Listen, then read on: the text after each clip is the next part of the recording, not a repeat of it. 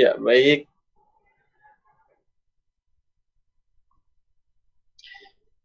Bismillahirrahmanirrahim. Assalamualaikum warahmatullahi wabarakatuh. Waalaikumsalam warahmatullahi wabarakatuh. Innal hamdalillah nahmaduhu wa nasta'inuhu wa nastaghfiruh wa na'udzu billahi min syururi anfusina wa min sayyiati a'malina. May yahdihillahu fala mudhillalah wa may yudhlil fala hadiyalah. Asyhadu an la ilaha illallah wahdahu la syarikalah wa asyhadu anna Muhammadan abduhu wa rasuluhu la nabiyya ba'dah.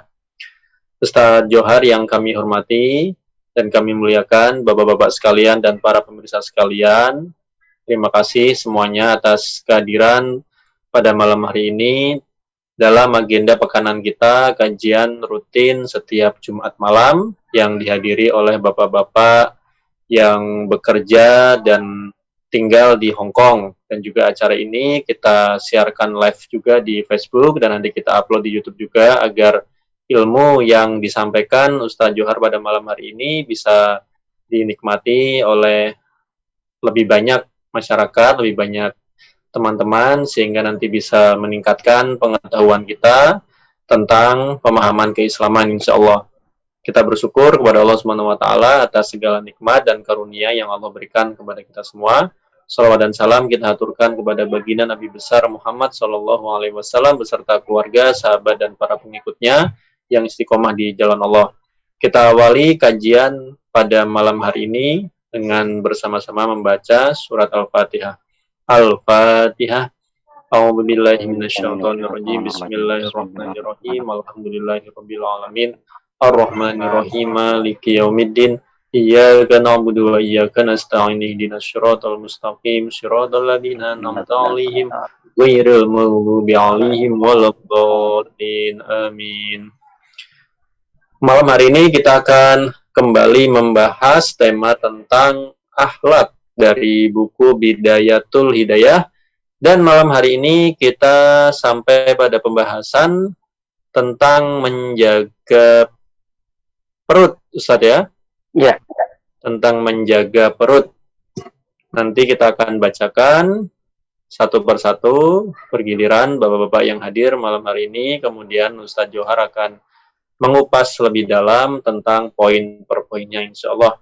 Baik, kami serahkan kepada Ustadz Johar untuk bisa menyampaikan materinya. Silakan Ustadz Johar.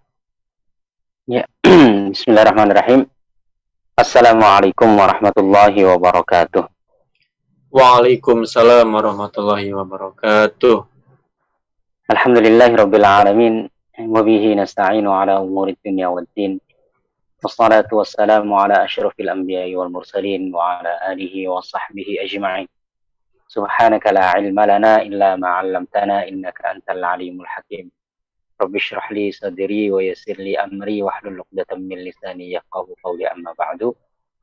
Alhamdulillah, jamaah kaum muslimin yang dirahmati Allah Subhanahu wa taala. Senantiasa kita bersyukur kepada Allah Subhanahu wa taala atas limpahan nikmat dan karunia-Nya. Pada kesempatan malam hari ini kita dipertemukan lagi, insyaallah walaupun jauh di mata, dekat di hati. Kita memanfaatkan kecanggihan teknologi untuk tetap menambah wawasan, pengetahuan dan ilmu di antara ilmu-ilmu Allah Subhanahu wa taala. Malam hari ini kita akan melanjutkan mengkaji kitab Bidayatul Hidayah karya Al-Imam Hujjatul Islam Muhammad Abu Hamid Al-Ghazali. Saya ucapkan terima kasih Ustaz Imam atas kesempatannya. Insyaallah pada malam hari ini kita akan membahas tentang masih bagian pertama dari agama kita ini, yaitu meninggalkan maksiat. Karena pada beberapa pertemuan sebelumnya sudah kita singgung bahwasanya agama ini terdiri dari dua unsur pokok. Yang pertama, melaksanakan ketaatan. Yang kedua, meninggalkan maksiat. Tentang melaksanakan ketaatan, itu tidak sempat kita kaji. Tapi kita langsung sekarang tentang meninggalkan maksiat. Karena kata Imam Ghazali, melaksanakan ketaatan itu lebih mudah daripada meninggalkan maksiat. Dan meninggalkan maksiat ini lebih berat, terutama bagi orang-orang yang tidak dipilih oleh Allah Subhanahu wa taala. Kalau istilah bahasa Al-Qur'annya illa marrahima rabbuh, kecuali orang-orang yang Allah berikan rahmat, itulah orang yang benar-benar bisa senantiasa meninggalkan maksiat. Nah, maksiat dibagi menjadi dua, ada maksiat zahir, ada maksiat batin. Maksiat zahir adalah maksiat yang tampak oleh kita dan oleh orang lain, yang dilakukan oleh anggota tubuh kita secara zahir ini. Imam Ghazali menyebutkan ada 7 anggota tubuh yang harus kita perhatikan, karena dari 7 anggota tubuh inilah yang banyak menimbulkan maksiat. Bahkan dikatakan 7 anggota tubuh inilah yang membuka pintu-pintu neraka bagi seseorang. Yang pertama adalah mata, kedua telinga, ketiga lidah, keempat perut, kelima kemaluan, keenam tangan, dan ketujuh kaki. Kita sudah membahas bagaimana kiat-kiat dan cara-cara yang disampaikan oleh Imam Ghazali supaya kita bisa menjaga diri dari maksiat mata, kemudian maksiat telinga, maksiat lidah, dan maksiat perut. Nah, maksiat perut ini sudah kita singgung atau baru kita singgung sebagian, Ustaz Imam? Atau sudah semuanya? Ini sebentar Ustaz. Sudah kita kayaknya sudah kita singgung ya. Sudah singgung, sudah ya Ustaz ya? Oh, berarti ya catatannya itu perut itu sudah semua, berarti tinggal selanjutnya Ustaz. Keempat, kelima ya. Kelima ini menjaga kemaluan ya, Ustaz. Kelima. Oke, jadi yang kemarin keempat telah kita sebutkan bagaimana cara dan kiat-kiat menjaga diri dari maksiat yang ditimbulkan oleh perut. Kita harus mengetahui bahwasanya Allah Subhanahu wa taala akan meminta pertanggungjawaban dari semua nikmat yang diberikan kepada kita. Dan tentang nikmat harta ini Allah Subhanahu wa taala tanya dari 2 sisi. Sisi yang pertama, bagaimana cara kita mendapatkannya.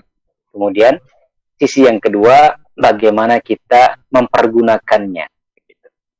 Kalau usia, kemudian masa muda, kemudian yang lain-lain, ditanya hanya bagaimana mempergunakannya. Karena usia Allah yang memberi. Waktu itu Allah Subhanahu wa taala yang mengkaruniakan tanpa ada usaha dari kita. Tetapi dalam masalah harta ini, yang kita masukkan ke dalam perut kita ini, terutama makanan ini, Allah tanya 2 hal. Pertama, bagaimana cara kita mendapatkannya. Yang kedua, bagaimana kita mengeluarkan atau mempergunakan. Ada satu pepatah lah, macam pepatah, tapi sebagian ulama mengatakan ini adalah hadis Nabi Shallallahu Alaihi Wasallam. Anggaplah ini bukan hadis, kita anggap sebagai suatu riwayat perkataan ulama. Dikatakan bahwasanya hubbud dunya ra'su kulli khati'atin. Cinta dunia yang berlebihan itu adalah pangkal segala dosa. Nah, biasanya ya, dunia ini tidak lain adalah maksudnya bagaimana memasukkan sesuatu ke dalam perut ini ya, untuk mendapatkan makanan gitu. Jadi memperebutkan apa yang dia makan, itulah yang membuat orang ini banyak berbuat kesalahan atau dosa-dosa. Insya Allah malam hari ini kita akan melanjutkan anggota tubuh yang kelima yang harus kita jaga, yaitu menjaga kemaluan. Silakan Ustaz Imam, saya serahkan ke antum lagi. Baik Ustaz, saya share screen dulu. Alhamdulillah ini sudah hadir Pak Bambang, Pak Adi, Pak Nasir. Pak Bambang, apa kabar Pak Bambang? Alhamdulillah Pak Ustaz. Sehat Pak Bambang ya? Alhamdulillah sehat. Oke. Kapan Jakarta? Di Jakarta ya. Oh di Jakarta Pak Bambang. Bukan Jakarta, bukan di Sukabumi. Oh Sukabumi. Iya. Oke, Pak Bambang boleh membaca dulu Pak Bambang? Waduh, yang mana nih? Yang ini kemaluan nih, menjaga kemaluan. Oh ya. Kelima ini. Silakan ya. Pak Bambang. Ya. Kecil ya, tar dulu. Oh kecil ya, saya gedein dikit ya coba.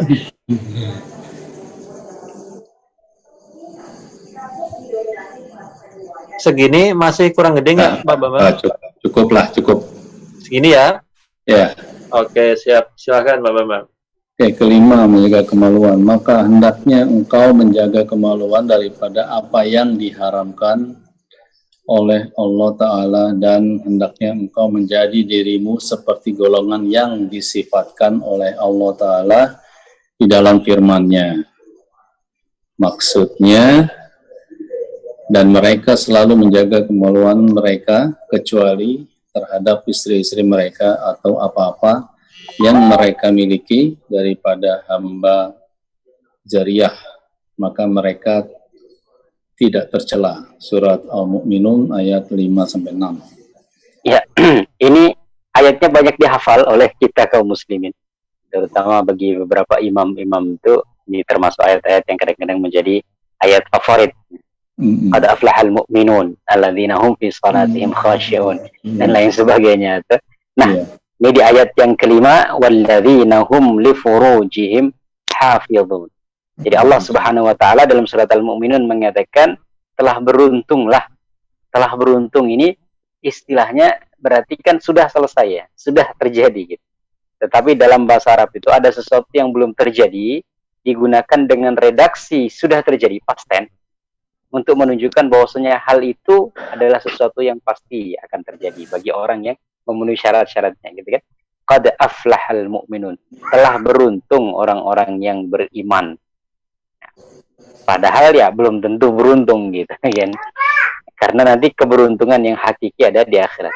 Tapi dikatakan dengan menggunakan istilah past tense atau dengan redaksi past tense itu untuk menunjukkan kepastian. Jadi janji ini benar-benar Allah Subhanahu wa taala akan berikan kepada orang-orang yang beriman. Mereka akan menang, akan berjaya, akan mendapatkan keuntungan. Siapa itu? Alladzina hum fi salatihim khashi'un. Orang-orang yang khusyuk dalam salatnya. Khusyuk dalam salatnya berarti dalam salat dia benar-benar tunduk kepada Allah Subhanahu wa taala. Dia menghadirkan Allah dalam salatnya. Dia salat seakan-akan melihat Allah. Kalau dia tidak mampu seakan-akan melihat Allah, maka dia meyakini bahwasanya Allah melihat dia. Nah, ini yang kita sempat singgung dalam bab ihsan. Walladzina hum 'anil lagwi mu'ridun. Nah, di antara syarat yang lain orang itu beruntung, yaitu dia menghindarkan diri dari hal-hal yang tidak bermanfaat. Ya, jadi dia berpaling dari lagu. Lagu itu sesuatu yang tidak bermanfaat. Maka di antara sabda Nabi sallallahu alaihi wasallam, min husni islamil mar'i tarkuhu ma la ya'ni. Di antara salah satu bentuk kesempurnaan iman seseorang, Islam seseorang adalah meninggalkan sesuatu yang tidak penting bagi dia. Kemudian yang ketiga, walladzina hum lizakati fa'ilun. Orang-orang yang membayar zakat, menunaikan kewajiban zakat. Yang kelima, walladzina hum li furujihim hafizun, yaitu orang-orang yang menjaga kemaluannya. Artinya menjaga kemaluannya, tidak dia lampiaskan hasrat biologisnya ini kepada jalan-jalan yang tidak halal baginya. Yang halal itu siapa? Azwaj. Azwaj berarti pasangan-pasangan. Laki-laki pasangannya perempuan, perempuan pasangannya laki-laki, gitu ya. Maka azwaj itu istilahnya bahasa terjemahan yang lebih simpel itu pasangan. Jadi kalau laki-laki ya pasangan perempuan. Karena kalau dikatakan istri-istri, nah berarti yang laki-laki, yang perempuan gimana dong? Nah, gitu kan. Ya, pasangan saja. Ini laki-laki pasangannya perempuan, perempuan pasangannya laki-laki. Illa ala azwajihim aw ma malakat aymanuhum fa innahum ghairu malumin. Ada dua yang dibolehkan. Yang pertama pasangan-pasangan, yang kedua adalah hamba sahaya yang dimiliki. Artinya jariyah tadi ya. Disebut hamba jariyah ini berarti hamba sahaya perempuan. Bagaimana kalau hamba sahaya laki-laki? Tidak boleh. Artinya seorang perempuan dia punya hamba sahaya laki-laki berarti boleh melampiaskan hasratnya kepada dia. Tidak boleh. Semua ulama sepakat tidak boleh. Yang dibolehkan adalah hamba sahaya perempuan. Jadi tuan laki-laki, maka hamba sahaya perempuan itu boleh untuk digauli. Ya. Faman ibtagha wara'a dzalika faulaika humul 'adun. Barang siapa yang mencari selain dari yang itu, selain dari pasangan-pasangannya dan hamba sahaya yang dia miliki, maka itu adalah orang-orang yang melampaui batas, orang-orang yang sudah melanggar ketentuan atau batasan yang sudah ditetapkan oleh Allah Subhanahu wa taala. Ini di antara dalil bagaimana kita harus menjaga kemaluan kita. Allah Subhanahu wa taala menjanjikan keberuntungan bagi orang yang bisa menjaga kemaluan. Dan ini juga ya sebenarnya kita secara dunia, secara real ya, kenyataan di lapangan juga banyak kita dapatkan gitu. Artinya orang yang beruntung ini, kalau dia mampu menjaga kemaluan, ya insya Allah dia beruntung. Beruntung apa? Ya kalau dia sudah berkeluarga, dia insya Allah kehidupan keluarganya tetap harmoni. Kalau dia belum berkeluarga, dengan menjaga kemaluannya, maka dia insya Allah akan menjadi orang yang mulia. Sementara orang yang melampiaskan terserah dia, maka dia akan dihinakan Allah di dunia, di hadapan orang-orang. Nah kalau dia sudah menikah, maka keluarga bisa berantakan, rumah tangga tidak jelas, akhirnya kemudian disuruh sana sini dan lain sebagainya. Ya, ini maksudnya ini keberuntungan di dunia yang sudah kita bisa lihat gitu ya di sekitaran kita. Tapi keuntungan nanti di akhirat Allah Subhanahu wa taala juga sediakan keberuntungan atau nikmat yang lebih besar. Oke, kita lanjut. Baik,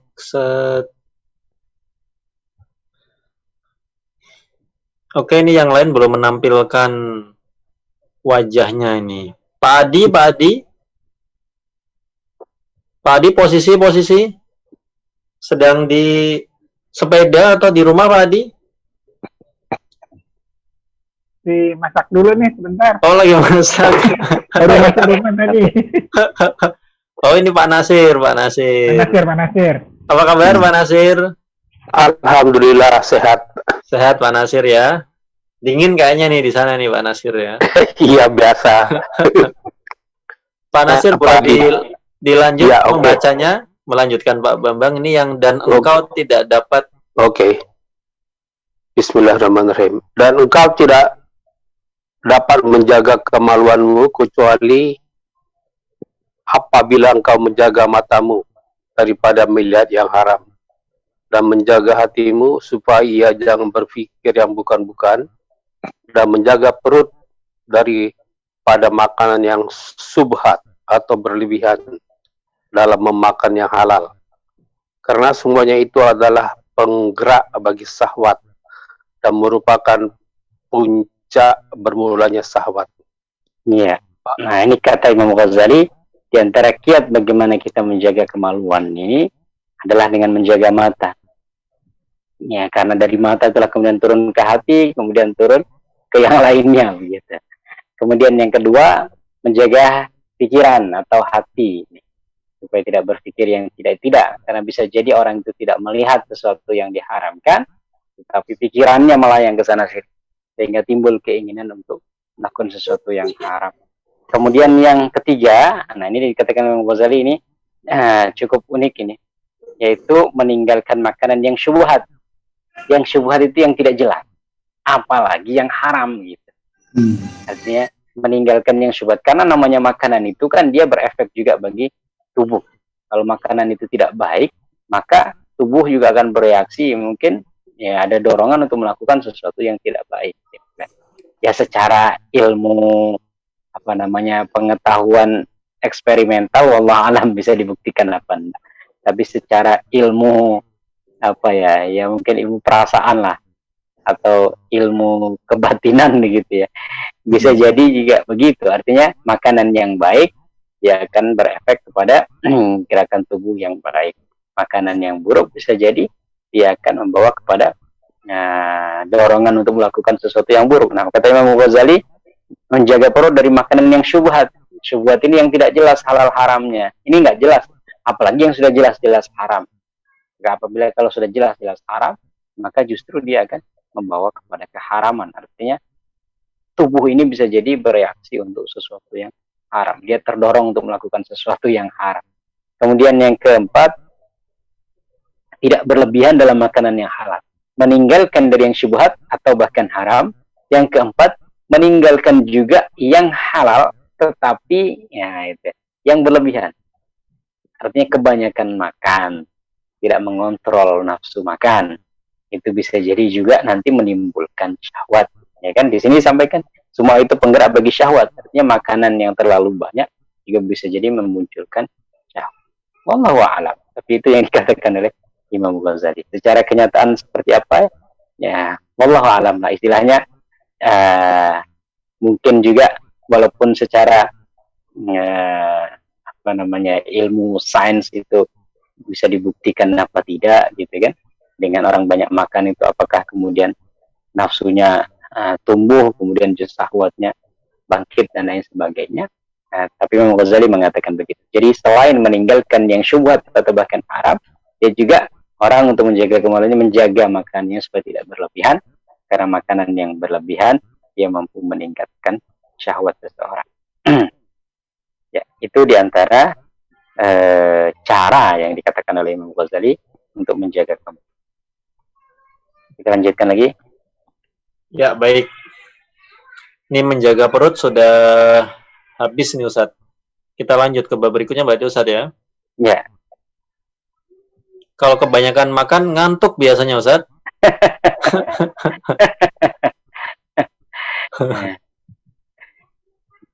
Nah, habis ngantuk nih maksudnya. Habis tidur ini ya mungkin. Keenam, menjaga dua tangan. Oke, saya baca dulu ya. Maka hendaklah engkau menjaga kedua tanganmu daripada memukul seorang muslim dan daripada mencapai sesuatu yang diharamkan atau menyakiti sebarang makhluk, seorang makhluk ya maksudnya ya ini ya, seorang makhluk. Sebarang makhluk. Sebarang ini maksudnya makhluk siapapun gitu. Oh, sembarang. Ya, sembarang. Kirain sebarang, seekor gitu, seorang. Oh, sembarang. Ya, jadi menyakiti siapapun makhluk ya, makhluk siapapun. Ya makhluk Allah, dan engkau jaga pula tanganmu daripada mengkhianati amanah atau simpanan orang, dan daripada menulis sesuatu yang tidak boleh dituturkan, karena tulisan adalah salah satu di antara dua lidahmu, maka hendaklah engkau jagakan kalammu, tulisanmu, daripada menulis sesuatu yang diharamkan, memperkatakannya. Nah, ini pas banget dengan kondisi saat ini Ustaz. WA, Facebook ya kan. Seakan-akan Imam Ghazali hidup sekarang ya. Iya, luar biasa. Ya, itulah kadang-kadang nasihat seorang ulama ini bisa menembus batas yang Allah kasih kelebihan. Artinya padahal di zaman dulu ya, bisa dikatakan di zaman dulu tidak segalak sekarang ya dalam masalah tulis menulis gitu. Orang zaman dulu kan untuk nulis tuh harus dengan buku, ya kan, harus dengan ini itu. Tapi Imam Ghazali sudah mengatakan bahwasanya untuk menjaga tangan ini yang pertama ya jangan menzalimi orang. Menzalimi orang dengan tangan kita ya, memukul ya. Kemudian ya menyakiti dan lain sebagainya. Kemudian selanjutnya jangan mengkhianati amanah. Ya, ini juga mungkin Imam Ghazali memaksudkan itu adalah tangan yang dimiliki oleh seseorang yang memiliki kekuasaan ya. Dengan tanda tangan. Sekarang kan korupsi tidak perlu pakai topeng-topeng gitu ya. Artinya orang nyuri itu sekarang tidak perlu pakai topeng, jebol pintu, jebol pagar. Pakai dasi, duduk rapi, tanda tangan pakai tangan kan. 17 miliar selesai kan lah. Kan begitu. Nah, ini juga masuk bagian dari maksiat tangan kan. Kesalahan tangan yang harus perhatikan. Kemudian menulis sesuatu yang tidak boleh dituturkan. Nah, ini yang tadi disampaikan sangat cocok untuk kita sekarang. Maka dalam patah Arab itu dikatakan fakir qabla an ta'zima. Berfikirlah sebelum kamu berazam gitu, menginginkan sesuatu itu, berpikir dulu. Apalagi sebelum menulis. Ada kan mulutmu harimaumu, sekarang bukan mulutmu harimaumu, tapi tanganmu adalah harimaumu. Tapi wallahu alam ya, mungkin ini nasihat juga bagi kita semuanya. Kadang-kadang kita memang tidak bisa ngontrol juga. Tapi ya mungkin cara membahasakan sajalah ya. Kita kadang-kadang kita juga pengen menyampaikan suatu pandangan atas suatu fenomena yang terjadi baik di Indonesia atau di tataran dunia global. Tapi mungkin bahasa saja kita bisa perhalus biar tidak menyinggung terlalu berlebihan. Kalau memang kita nyindir yang agak-agak ambigu begitu. Allah alam, ini juga nasihat juga mungkin bagi saya, bagi kita semua, terutama yang aktif-aktif di media sosial ini kan. Kemudian, di sini disebutkan lidahmu, karena tulisan adalah salah satu di antara dua lidah. Maka hendaklah engkau jagakan kalammu daripada menulis sesuatu yang diharamkan, memperkatakan. Ya, termasuk mengumpat, menghina, dan lain sebagainya. Cederakan orang dengan tulisan atau perkataan. Oke, lanjut. Baik. Ada yang mau ditanyakan dulu, Bapak-bapak? Ini penulisnya sudah datang nih, Pak Ghazali. Assalamualaikum, saya baru muncul. Wah, ya, saya juga, Pak Didi. tapi saya lebih muncul duluan daripada penulisnya. Penulisnya lagi ini. Terlambat Ustaz. Ya, dulu. Iya. Pak Didi, Calling dulu, calling ya.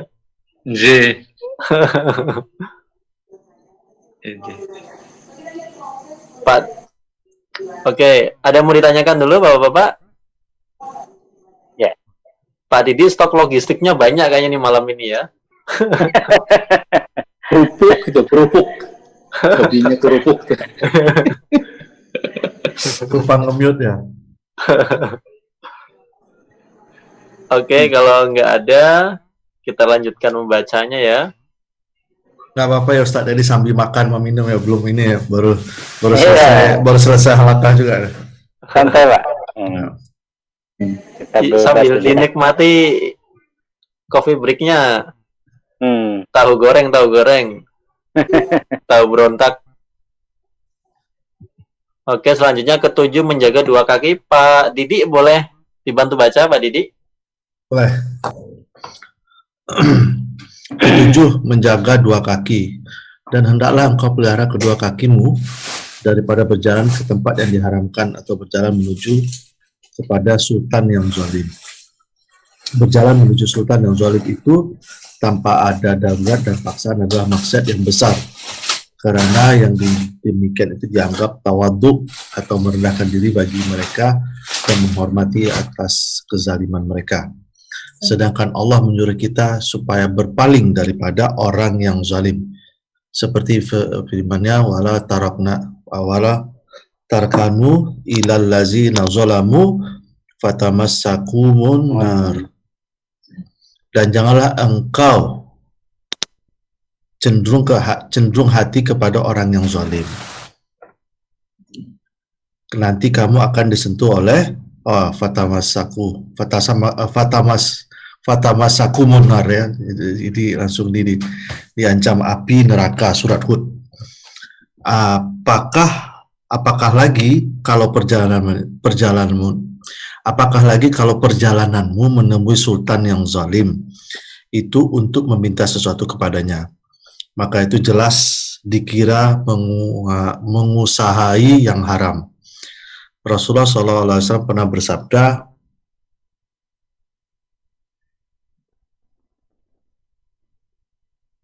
man tawadu'a li ghaniyu, apa tuh, salihin salihin zahabat sulasa itu ya. Sulata ya. Siapa yang merendahkan diri kepada orang kaya yang soleh karena kekayaannya, maka telah hilanglah 2/3 daripada agamanya.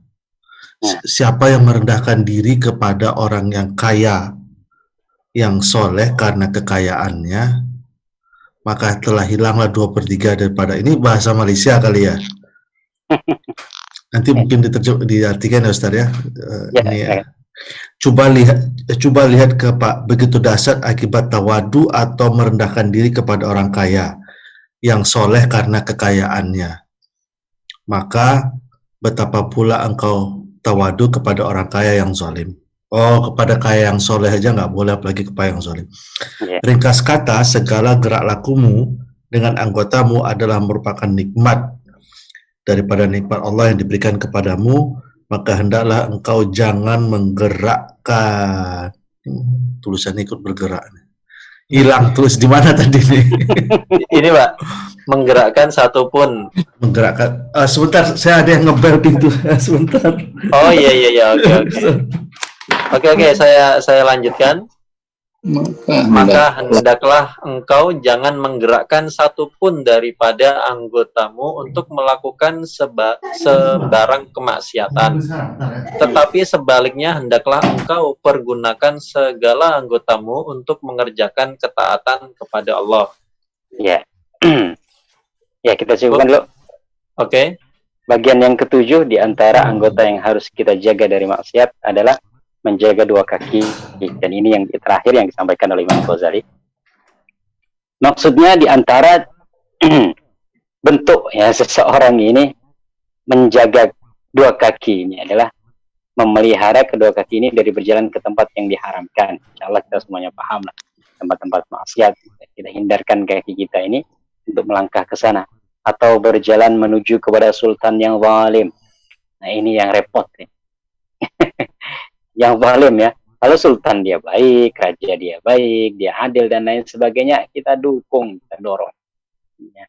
Karena Rasulullah SAW mengatakan, sab'atun yuzilluhumullahu fi zillihi yawma la zilla illa zilluh. 7 orang yang Allah berikan naungan di hari kiamat nanti, tidak ada naungan kecuali dari Allah Subhanahu wa taala. Yang pertama Allah sebutkan itu imamun adil. Seorang pemimpin yang adil. Pemimpin ini kalau dia baik, kebaikannya banyak betul. Karena rakyatnya itu akan memberikan kebaikan kepada dia. Gitu ya. Artinya dia baik kepada rakyat, sehingga rakyat senang, akan mendoakan. Kemudian kebaikan-kebaikan yang didapatkan oleh rakyat juga ada aliran pahala kepada dia, karena dia sudah berbuat baik kepada rakyatnya, dia adil.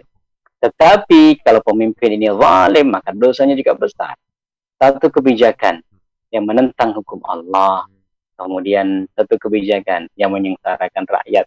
Kita saja kalau semuanya di Indonesia 270 juta, ya, 200, anggaplah 250 juta. Berarti kalau ada satu kebijakan yang itu menyengsarakan 270 juta, berarti ada 270 juta dosa yang ditanggung oleh pemimpin yang zalim. Tapi kalau dia adil, dia baik, kebaikan satu dirasakan oleh 270 orang juta ini, maka akan mengalirkan 270 juta pahala kepada dia. Maka pemimpin ini dikatakan satu kaki dia di neraka, satu kaki dia di surga. Tinggal dia mau ngangkat yang mana gitu aja. Dia mau ngangkat kaki yang di surga, dia masuk neraka. Dia mau ngangkat kaki yang di neraka, dia mau masuk surga. Nah, di sini Rasulullah SAW juga banyak sekali dalam hadis itu menyebutkan agar kita ini benar-benar menjaga diri dari membantu atau bahkan menolong orang yang zalim. Rasulullah mengatakan, man a'ana bisyatri kalimah, man a'ana ala qatli muslimin walau bisyatri kalimah, ja'a yaumal qiyamati maktubun baina ainaihi ayisun min rahmatillah. Barang siapa yang menolong seseorang untuk membunuh seseorang muslim, terutama barang siapa yang menolong seseorang untuk membunuh seorang muslim, walau bisyatri kalimah, walau dengan setengah kalimat, setengah ucapan, setengah perkataan. Kalimat dalam bahasa Arab itu kata namanya. Jadi kalau kalimat kita kan terdiri dari beberapa kata. Kalau kalimat dalam bahasa Indonesia itu artinya kata.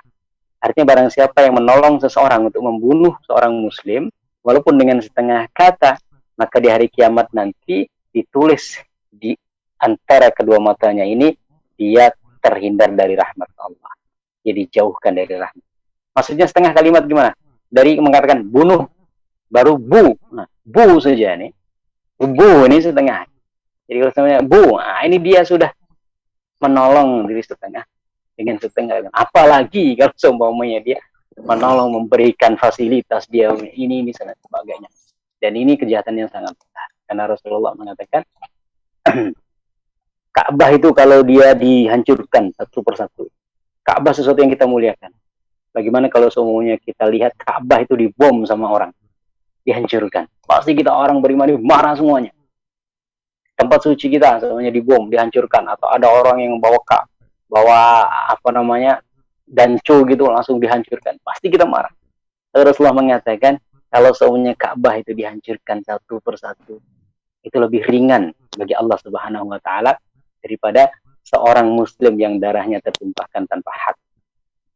Artinya satu orang yang terbunuh tanpa hak itu bagi Allah lebih berharga daripada hancurnya Ka'bah. Ada masalah Ka'bah itu hancur. Yang penting satu nyawa itu dia tetap terjaga. Karena ada 5 yang harus dijaga dalam Islam ini. Yang pertama menjaga agama, kedua menjaga jiwa. Dilarang membunuh, dilarang menyakiti orang dan lain sebagainya. Nah, ini kata Imam Ghazali, hati-hati untuk melangkahkan kaki ya ke tempat pemimpin yang zalim dengan berbagai maksud. Maksud pertama mungkin kadang-kadang ya caper apa nih? Ya minta posisi lah. Minta posisi, minta apa namanya jabatan dan lain sebagainya, ya kan? Yang kedua, ya, apa namanya membenarkan kezalimannya. Orang zalim itu kalau seumpamanya dia dinasehati, mungkin dia akan mikir juga. Tapi kezaliman kemudian justru distempel, itu tidak salah kok. Kamu itu sudah ini, nah ini bahaya. Justru dia akan semakin terdorong untuk berbuat kezaliman. Berjalan menuju kepada sultan yang zalim itu tanpa ada darurat dan paksaan adalah maksiat yang besar. Karena yang demikian itu dianggap tawadhu, merendahkan diri bagi mereka dan menghormati kezaliman mereka. Dan Allah mengatakan, "Wala tarkanu ilal ladzina zalamu fatamassakum." Jangan kalian condong. Condong itu berarti tertarik. Jangan kalian tertarik kepada orang-orang yang zalim. Condong saja tidak boleh. Artinya simpati kepada orang yang zalim saja tidak boleh. Apalagi sampai tadi ya mendukung, kemudian membenarkan, bahkan memfasilitasi ya. Orang-orang yang zalim, nanti kamu akan disentuh api neraka. Ini apa namanya salah satu keindahan bahasa Al-Quran. Disentuh, ya dikatakan disentuh. Maksudnya disentuh, berarti enak, cuma disentuh doang. Sentuhnya api neraka, bukan api korek api. Sentuh api neraka, diinjak kaki, meleleh otak. Jadi ketika Al-Quran mengatakan disentuh api neraka bukan berarti memperingan, enggak. Tapi namanya api neraka, diinjak kaki yang mendidih otak. Jadi disentuh api neraka itu sudah suatu azab yang pedih. Nah, tadi disampaikan dalam hadis tadi ya, man tawadha ali ghaniyyin salihin dhahaba thuluthan. Barang siapa yang tawadhu, merendahkan diri di hadapan seorang apa namanya kaya yang saleh, itu saja sudah 2/3 dari agamanya hilang, tersisa 1/3 lagi. Bayangkan, padahal kita merendahkan diri di hadapan seorang yang saleh. Ini menunjukkan bahwasanya Islam itu menjaga harga diri setiap orang yang beriman. Tidak ada kemuliaan bagi orang yang kaya dibanding orang yang miskin, tidak ada. Semuanya sama. Maka walaupun kita miskin, jangan sampai merendahkan diri di hadapan orang yang kaya. Begitu juga yang kaya, ya jangan sombong di hadapan orang yang miskin. Artinya di sini sampaikan, kalau merendahkan diri itu di hadapan orang yang saleh, yang kaya itu hilang 2/3 agama, dia masih ada agama 1/3. Maka apalagi kalau seumpamanya dia merendahkan diri di hadapan orang kaya yang zalim, yang tidak saleh, yang itu dan sebagainya. Wallahu a'lam, enggak disampaikan di dalam hadis ini, namanya mafhum muwafaqah. Mafhum muwafaqah lebih gitu ya, lebih itu seperti ini. Kalau mengucapkan saja tidak boleh kepada orang tua, apalagi memukul, apalagi ya seperti itu. Nah, kalau tawadhu kepada orang salih yang kaya saja hilang 2/3 agama kita, maka apalagi kan? Karena ada sebagian orang yang begitu ya, dekat-dekat dengan orang kaya supaya dia dapat keuntungan tertentu dari orang yang kaya itu. Islam tidak menghendaki demikian, karena setiap kita punya kemuliaan sendiri. Walaupun orang itu miskin, dia tetap punya harga diri, dan harga diri itu harus dijaga. Maka sahabat-sahabat Rasulullah SAW dulu itu menjaga diri, namanya ifaf. Nah, jadi mereka itu bahkan apa namanya ya, kadang mereka sangat membutuhkan, tapi tetap mereka itu mendahulukan sahabat. Oke, kita lanjutkan. Dalam Al-Quran disampaikan, yahsabuhumul jahilu aghniya aminat ta'affuf. Di antara sifat para sahabat Nabi SAW itu, orang-orang yang tidak tahu menganggap mereka itu kaya. Yahsabuhumul jahilu, orang-orang yang tidak tahu itu menganggap mereka kaya, minat ta'affuf, karena mereka menjaga diri. Jadi mereka rela lapar gitu ya. Mereka rela dapurnya itu tidak mengepul, tapi menampakkan di luar itu seakan-akan mereka kenyang, seakan-akan mereka kaya. Mereka tidak mau terlihat harga dirinya direndahkan. Wallahu a'lam. Oke, kita lanjutkan. Baik, kita lanjutkan.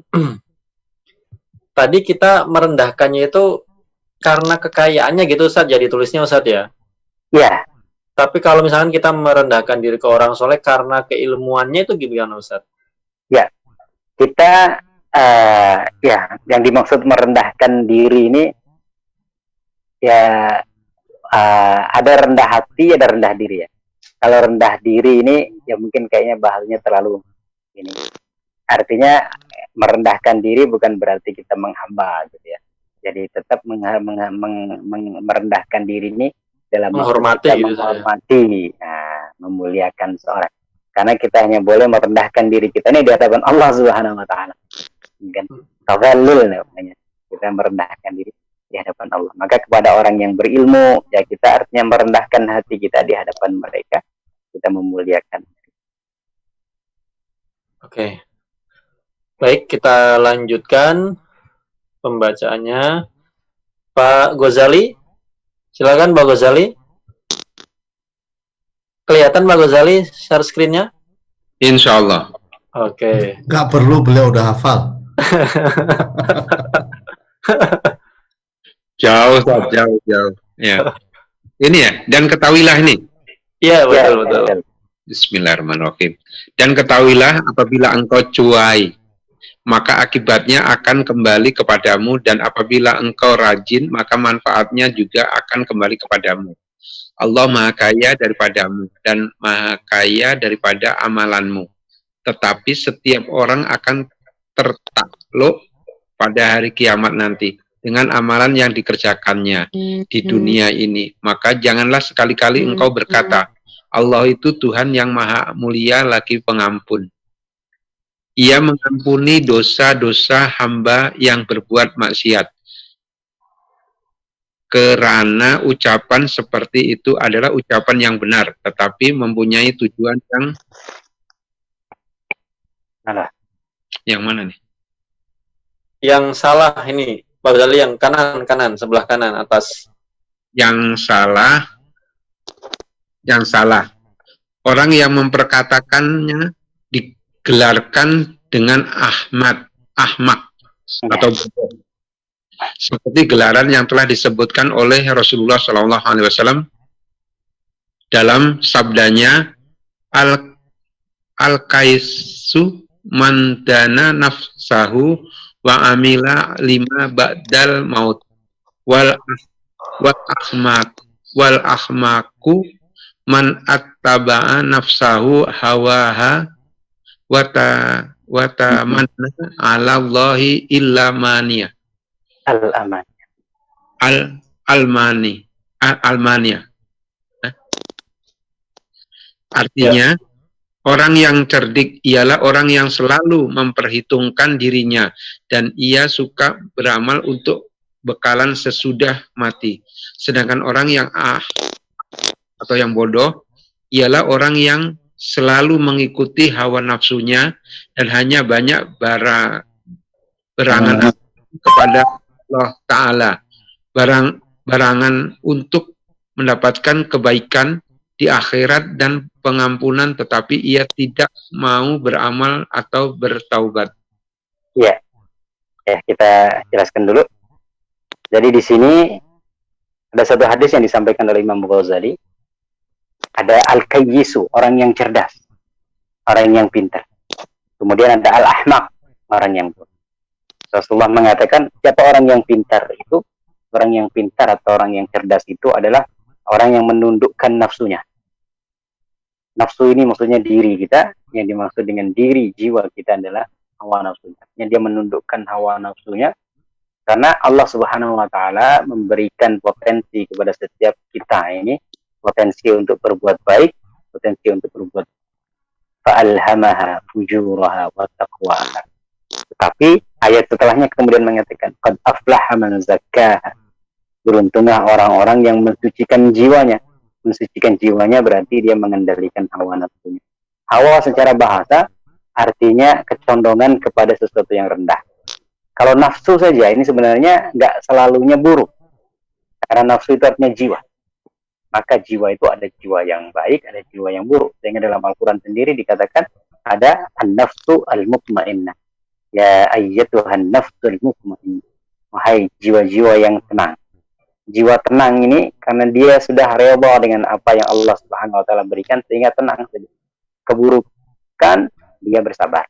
Kebaikan dia bersyukur. Jadi santai saja, tenang. Nah, ketenangan ini ditafsirkan dalam ayat yang lain.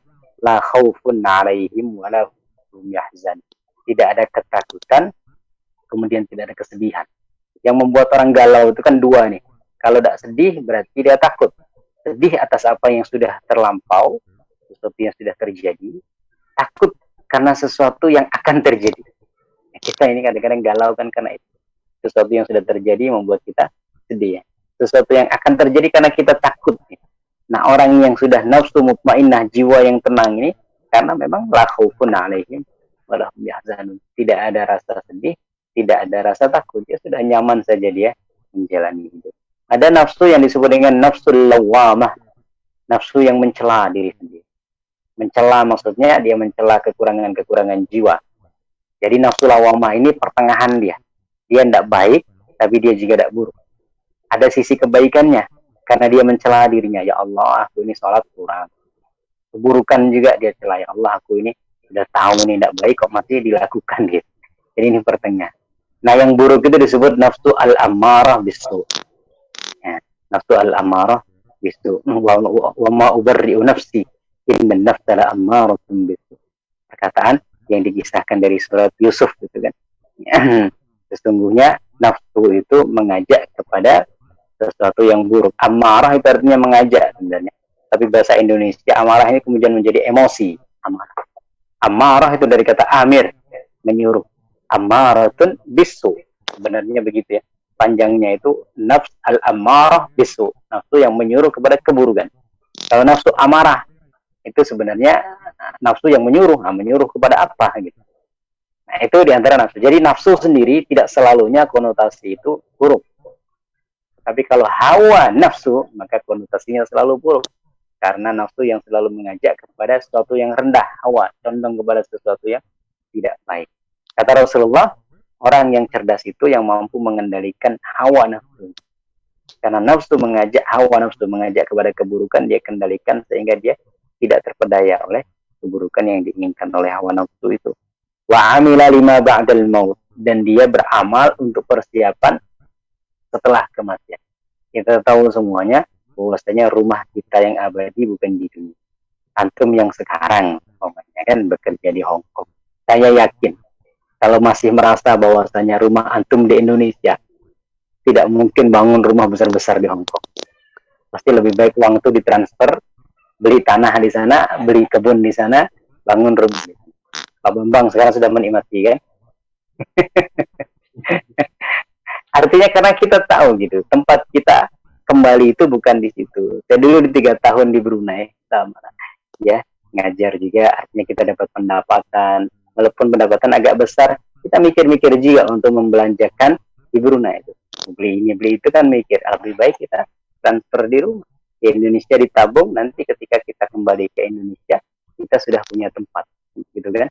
Nah, kita juga dalam kehidupan di dunia ini sebenarnya begitu. Ketika kita meyakini bahwasanya rumah sejati kita adalah di akhirat, maka kita ada persiapan. Jadi apa kebaikan yang bisa kita transfer untuk akhirat kita ini? Kita kerja, dapat gaji berapa, setengahnya langsung transfer ke Indonesia, beli ini. Nanti lagi, nah, untuk kehidupan kita di akhirat juga begitu. Jangan sampai nanti orang-orang itu sudah dapat istana, sudah ada kebun, ya kan? Artinya di akhirat nantinya ada yang sudah dapat istana, sudah dapat kebun-kebun, sudah dapat sungai-sungai, sudah dapat ini itu. Ya, karena mereka selama di Indonesia, selama di dunia ini nabung dikit-dikit. Kita tidak pernah nabung untuk akhirat. Pas pulang ke akhirat, apa nih? Tidak ada apa-apa, orang sudah punya banyak. Kan banyak juga mungkin kawan-kawan kita yang tenaga migran gitu kan, orang yang ya terpedaya hidup foya-foya di sana. Wah, pendapatan langsung dihabisin. Pas pulang sampai di Indonesia, karena sudah punya tanah, sudah punya rumah, sudah punya kendaraan, dia pas pulang bingung lagi. Saya tidak dapat apa-apa. Kembali lagi dia kerja. Ketika kerja sama juga dihabiskan di sana, pulang nggak dapat lagi. Nah, kata Rasulullah, orang yang cerdas itu orang yang mempersiapkan bekal untuk kehidupan setelah kematian.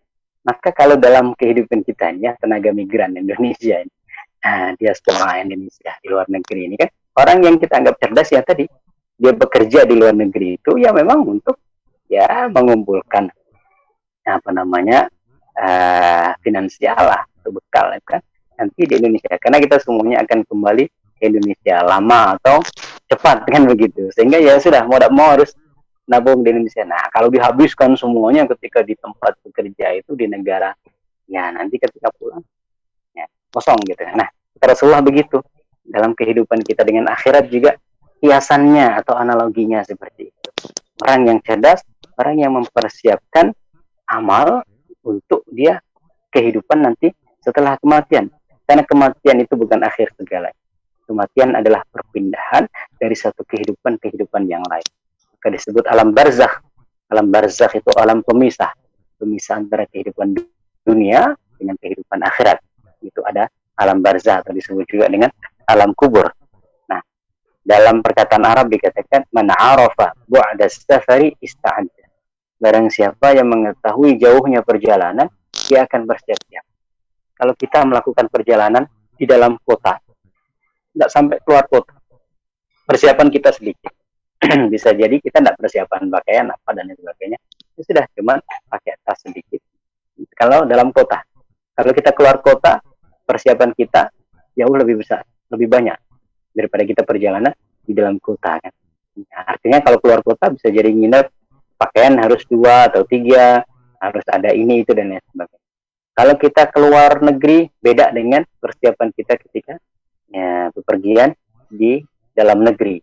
Nanti dan lain sebagainya. Ya, semakin jauh perjalanan yang kita tempuh, maka semakin banyak bekal yang akan kita persiapkan. Ini yang dulu dinasihatkan oleh Rasulullah SAW kepada Mu'ad bin Jabal.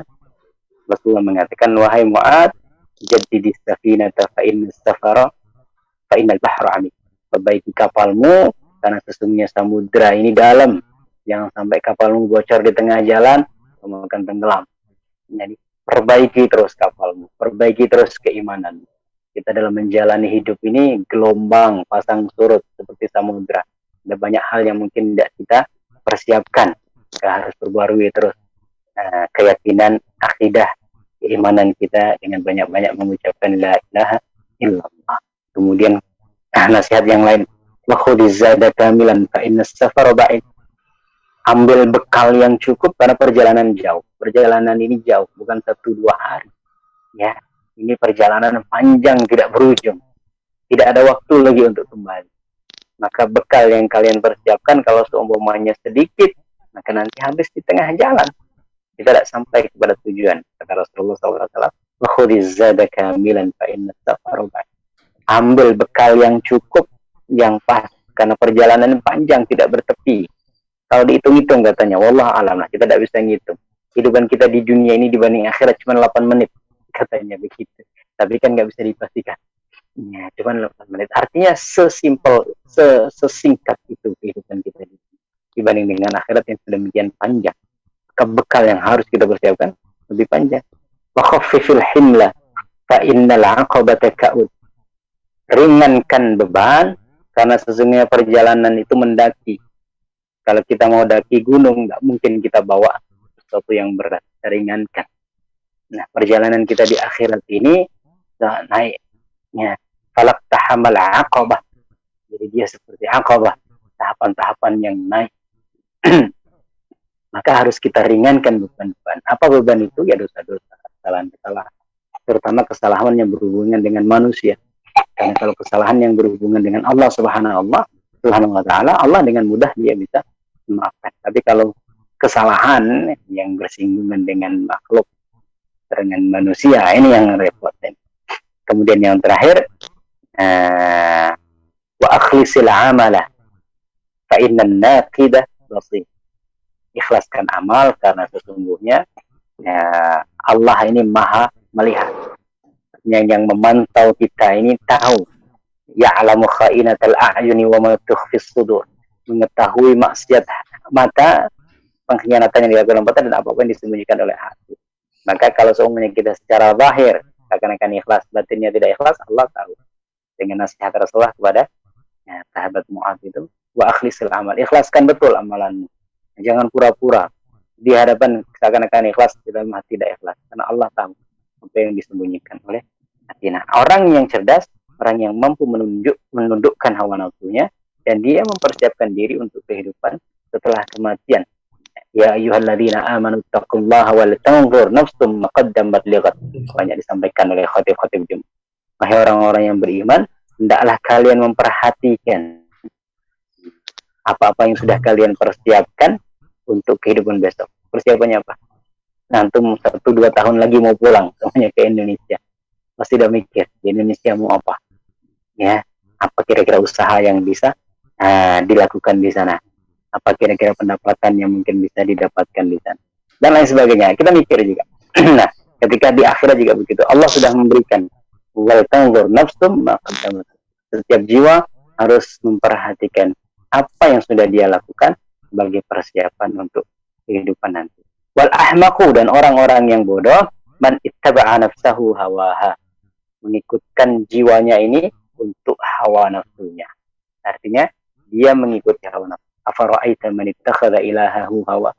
Tahu enggak kamu orang yang menjadikan hawa nafsunya sebagai Tuhan, mengikuti apa kata hawa nafsunya, keinginan ini itu dan lain sebagainya diikuti terus. Itu namanya menyembah. Menyembah itu artinya mengikuti. Allah ta'budus syaitan, jangan kalian menyembah setan. Innahu lakum aduwwum mubin. Bukan menyembah setan dalam artian kita kemudian memuja setan. Tidak harus begitu. Yang dimaksud dengan jangan kalian menyembah setan, jangan mengikuti setan. Karena penyembahan, inti dari penyembahan itu adalah ketaatan.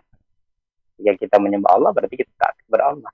Maka ketika kita taat kepada bisikan setan, keinginan setan, secara tidak langsung, kita sebenarnya sudah menyembah setan. Wa tamanna 'alallahil amani, dan kemudian berangan-angan kosong terhadap Allah dengan mengatakan Allah Maha Pengampun. Insya Allah nanti kita berdosa sebagaimanapun kita diampuni Allah, kita masuk surga. Nah, ini angan-angan. Jadi kaya, muda foya-foya, tua kaya raya, kemudian mati masuk surga. Nah, ini akan repot juga. Harus ada usaha. Wallahu a'lam. Oke, silakan Ustaz Imam. Ya, baik Ustaz. Mau dilanjut bacanya ini Ustaz? Silakan tergantung. Ini ada 2 halaman lagi. Kayaknya kita habiskan aja ya. Oh iya, dihabiskan ya. Oke, baik. Persingkat saja ininya penjelasan.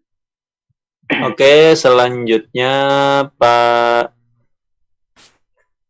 Adi sudah selesai masaknya kayaknya nih Pak Adi. Sudah dimakan belum masakannya Pak Adi? Indomie. Oh, Indomie. Menu darurat. Iya. Oh, di rumah saya hari. Di rumah saya itu menu mewah itu. Iya. Menu biasanya bistik ya Pak. Enggak, soalnya mau makan mie dilarang terus, jadi Jadi mewah ya. sekali dibolehin senang banget. Oh, memang ada mie mewah, ada kok. Bakmi mewah. Bakmi mewah. Kalau Mas Mi tidak ada ya Pak? Dan Mbak Mi berarti perempuan ya loh Pak? Adanya Mbak Mi. Yang mana nih? Nggak pakai M sebenarnya, Mbak. Jadi Dan kalau di Korea pakai Mas ya. Kalau di Hongkong kan Mbak banyak. Kalau Mbak itu artinya bahasa Hokkien, artinya daging. Baik, dan ketahuilah bahwasanya sesiapa yang mahu menjadi seorang yang alim, tetapi ia tidak berusaha mencari ilmu dan hanya berkata, Allah itu Tuhan yang maha mulia, lagi maha mengasihi. Dia berkuasa mencampakkan ilmu ke dalam hati para anbiya dan aulia tanpa susah payah mengulang kaji dan mencatat. Maka orang yang berkata demikian samanya dengan seseorang yang mau mendapatkan harta kekayaan, lalu dia meninggalkan usaha. Dia tidak mau bertanam atau berniaga. Bahkan dia duduk saja di dalam keadaan menganggur sambil berkata, Allah itu Tuhan yang maha mulia, lagi maha mengasihi. dan baginya segala hasanah yang ada di langit dan yang ada di bumi. Dan dia berkuasa menunjukkan aku akan sesuatu perbendaharaan daripada perbendaharaan harta, sehingga aku tidak perlu berusaha seperti apa yang dikurniakan kepada sebagian hamba-hambanya. Maka apabila engkau dengan perkataan kedua orang ini, sudah tentu engkau akan menganggap bahwa orang yang berkata itu adalah orang yang bodoh, dan sudah tentu engkau akan mengolok-oloknya, meskipun apa yang mereka sifatkan tentang kemurahan dan kekuasaan Allah Ta'ala itu adalah sesuatu yang benar. Maka begitulah hatinya orang yang arif dalam agama. Mereka akan mentertawakan engkau seandainya mereka melihat engkau memohon ampun dosa kepada Allah Ta'ala tanpa sebarang usaha untuk mencapai tanpa bertaubat. Bukankah Allah telah berfirman dalam Al-Quran, wa al-laisa a'udzubillahi minasyaitonir rajim wa al-laisa lil insani illa ma syaa, dan bahwasanya tidak ada sesuatu yang dapat diperoleh oleh seseorang itu kecuali sekedar usahanya. An-Najm ayat 39. Dan Allah Ta'ala berfirman lagi, innama tujzauna ma kuntum ta'malun. Maksudnya hanya saja kamu akan dibalas oleh Allah mengikut apa yang kamu lakukan. Surat At-Tahrim ayat 7. Lanjut Ustaz. Ya, setelah kita ada ayat dan firman-Nya lagi, Bismillahirrahmanirrahim, tangannya menghalangi. Innal abrar. Kursornya, oh iya. Oh, udah. Ya udah. Innal abrara lafi na'imin wa innal fujjara lafi jahim. Maksudnya, sesungguhnya orang yang baik akan dimasukkan ke dalam surga dan orang yang jahat akan dimasukkan ke dalam neraka. Surat Al-Infitor ayat 13 dan 14. Ini penjelasan dari apa yang tadi disampaikan dalam hadis Nabi SAW, wa tamanna 'alallahil amani, yaitu berangan-angan kosong kepada Allah Subhanahu wa Ta'ala, ingin mendapatkan surga tapi tidak menempuh jalan menuju surga itu. Makanya Imam Ghazali di sini kan menulis bidayatul hidayah, permulaan jalan menuju hidayah, artinya jalan itu harus ditempuh. Ya. Nah, dalam Islam ini memang ada takdir Allah, tapi ada juga usaha manusia. Kadang-kadang banyak orang yang menyalahartikan takdir Allah sehingga membuat dia tidak berusaha. Sehingga dulu ada istilah Jabariyah. Jabariyah itu orang menganggap bahwasanya dia ini dipaksa oleh takdir. Pokoknya ya sudahlah. Kalau memang Allah maunya begitu ya begitu. Usaha kita tidak ada, gitu ya. Tapi ada juga sebaliknya dari situ, ada Qadariyah yang menganggap bahwasanya kalau manusia mau ya sudah mampu. Apa yang mau dia lakukan, dia mampu. Nah, ini ada satu kisah ini. Nah, sorry. HP saya jatuh. Ya, ada satu kisah namanya Imam Jarullah Az-Zamakhsyari. Zamakhsyari ini salah satu ulama yang bersekte Mu'tazilah. Mu'tazilah ini dikenal juga dengan Qadariyah. Karena mereka menganggap tadi ya, bahwasanya manusia ini punya kemampuan yang dengan itu mereka bisa ngapain. Gitu. Nah, Imam Zamakhsyari ini suatu kali berdebat dengan seorang ahlus sunnah. Ahlus sunnah ini ya pertengahan, bahwasanya manusia punya takdir, tapi juga ada qadar Allah yang tidak bisa diubah oleh manusia. Begitu. Tapi manusia punya takdir, artinya punya usaha untuk dia melakukan sesuatu. Nah, karena dia Mu'tazilah, ya, berdebat, ditanya, wahai Syekh Zamakhsyari, umpamanya ada seorang, ini agak vulgar ya, habis berhubungan suami istri, kemudian dia lemah. Sebenarnya dia masih mau lagi untuk dia melakukan hubungan lagi, tapi kemudian dia lemah gitu. Kira-kira mampu tidak dia untuk melakukan? Ya tidak mampu. Ya karena sudah lama, sudah tidak bisa. Padahal dia mau, tapi tidak mampu. Itu menunjukkan bahwasanya usaha manusia itu tidak absolut. Artinya tidak otomatis apa yang diinginkan oleh manusia itu tercapai. Ada takdir Allah yang mengendalikan. Maka kita Ahlussunnah wal Jamaah ini pertengahan. Ya. Bahwasanya ada takdir Allah dan juga ada kudrah usaha manusia. Dua-duanya kita gabungkan. Kalau kita terlalu fatalis juga salah. Kita terlalu mengandalkan usaha kita juga salah. Sehingga kita sombong. Umar bin Khattab suatu hari setelah sholat Jumat melihat orang-orang mengangkat tangan tinggi-tinggi berdoa, ya Allah berikanlah aku rezeki, ya Allah berikanlah aku. Umar kemudian mengatakan, pulang kalian, pergi dari masjid. Bukankah Allah Subhanahu wa Ta'ala tidak akan menurunkan emas dari langit? Kalian kalau mau mendapatkan rezeki, pulang kerja gitu. Dalam Al-Quran dikatakan, فَإِذَا قُضِيَتِ الصَّلَاةُ فَانْتَشِرُوا فِي الْأَرْضِ وَابْتَغُوا مِنْ فَضْلِ اللَّهِ. Apabila selesai ditunaikan sholat Jumat, ya, فَانْتَشِرُوا فِي الْأَرْضِ, sudah tersebar. Wabtaghu min fadlillah, carilah karunia Allah Subhanahu wa Ta'ala. Tapi ingat ayat sebelumnya, wa idza nudiya lis-salati yaumil jumu'ati fas'au. Ya ayyuhalladzina amanu idza nudiya lis-salati yaumil jumu'ati fas'au ila dzikr. Kalau waktunya salat segera. Selesai salat ya sudah enggak usah banyak-banyak kalian. Makanya bagian orang kan sudah enggak usah banyak-banyak zikir lah. Ya, langsung waktunya kerja kalau semuanya waktunya kerja kalau memang mau zikir ya silahkan. Waktunya kerja, apalagi sekarang banyak tempat jadi terutama di Indonesia ini Jumat nggak libur, jadi ada mau tidak mau setelah Jumat. Nah ini Umar radhiyallahu anhu ingin mengajarkan kepada kita bahwasanya harus ada usaha dari manusia untuk mendapatkan apa yang dia inginkan, dan sekadar memasrahkan kepada Allah Subhanahu wa Ta'ala. Dan di sini ada perkataan Imam Ghazali, ini perkataan yang benar tapi dimaksudkan salah. Itu dulu populer, orang Khawarij mengatakan kalimatu haqqin. Ali mengatakan kepada orang-orang Khawarij itu kalimatu haqqin urida bihal batil. Ada kalimat-kalimat itu yang hak tapi dimaksudkan untuk sesuatu yang batil sehingga dia jadi salah. Orang Khawarij dulu mengatakan la hukma illa lillah, tidak ada hukum kecuali hukum Allah. Betul, jadi hukum untuk Allah. Tetapi mereka menganggap seakan-akan itu kalau menyelesaikan satu masalah itu ya harus dengan Allah gitu, sehingga nggak boleh arbitrasi antara Muawiyah dengan Ali bin Abi Thalib, itu tidak boleh. Padahal dalam masalah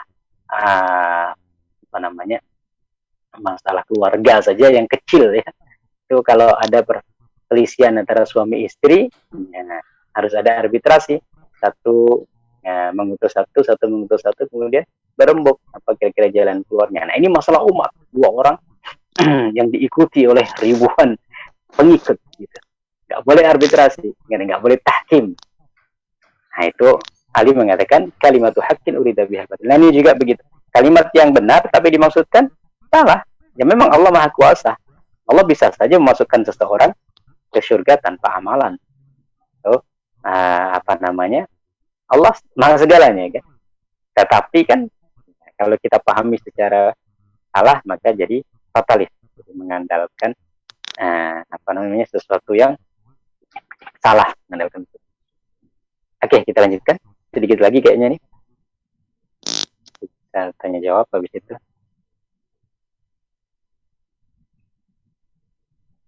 Silakan, Imam.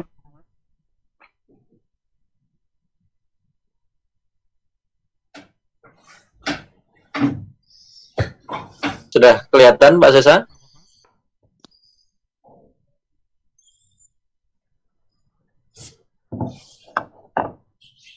Dari Dan ya mulainya. Ya.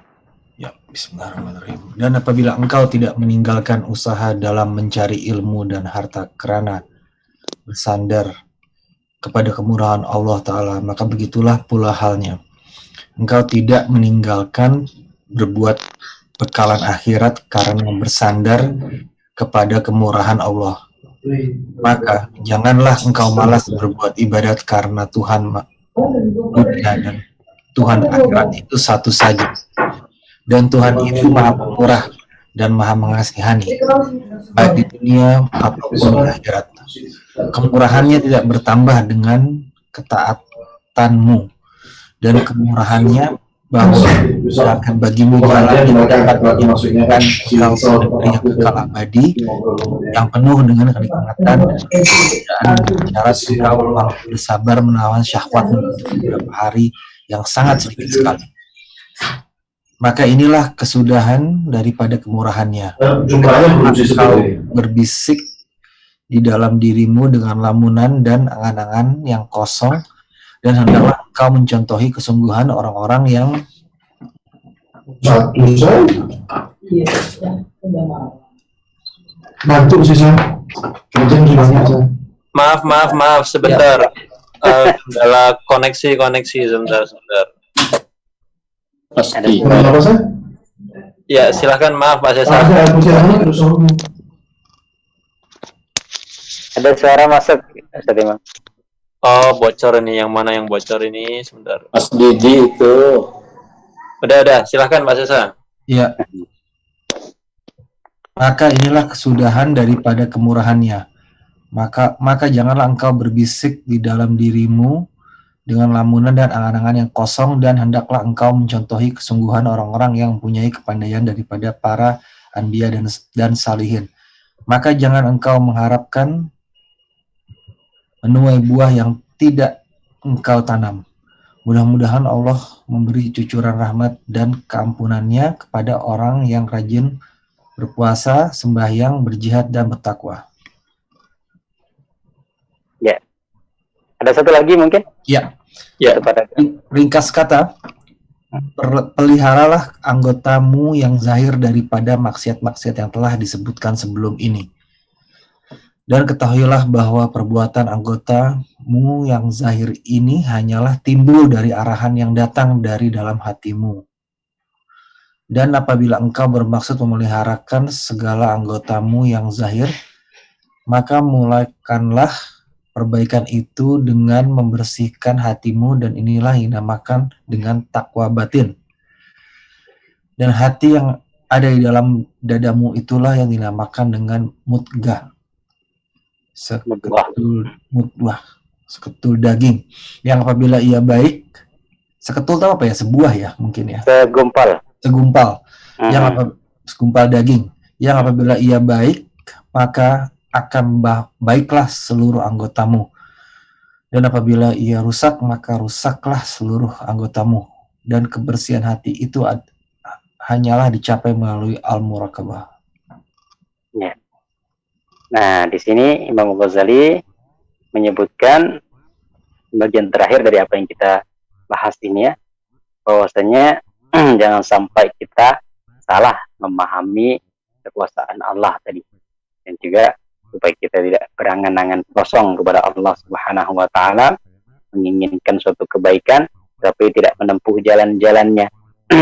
Dan banyak sekali Allah menyampaikan walladzina jahadu fina lanahdiyannahum subulan. Orang-orang berjihad, artinya berusaha dengan sungguh-sungguh di jalan kami tunjukkan. May yahdillahu fahuwal muhtad. Yasha'illahu, banyak sekali ayat-ayat tentang bahwasanya Allah Subhanahu wa taala akan memberikan petunjuk kepada orang yang memang dia menginginkan petunjuk itu. Nah, ini diantara apa yang disampaikan oleh Imam Ghazali tentang anggota tubuh kita yang harus kita jaga dari maksiat. Nah, nanti setelah itu masuk kepada maksiat hati. Nah, Imam Ghazali ini memberikan prolog sedikit untuk masuk ke maksiat hati. Dia mengatakan maksiat zahir itu pangkalnya adalah karena maksiat hati. Seakan-akan supaya tidak meninggalkan nanti bagian yang kedua itu. Kalian tidak akan bisa meninggalkan maksiat zahir kalau kalian tidak meninggalkan maksiat hati. Karena tubuh kita ini seperti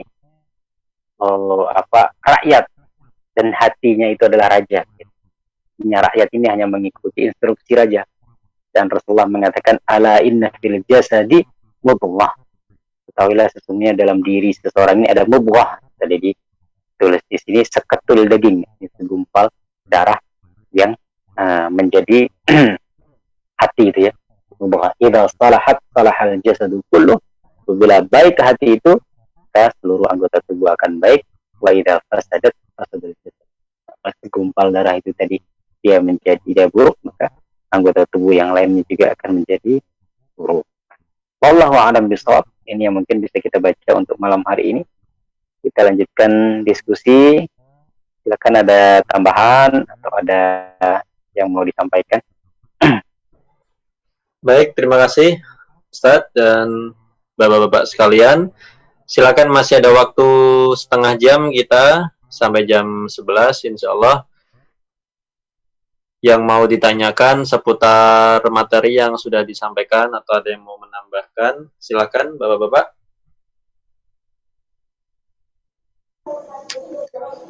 Selamat datang Mas Fajar. Pak Fajar. Pak Fajar Al-Sayuti.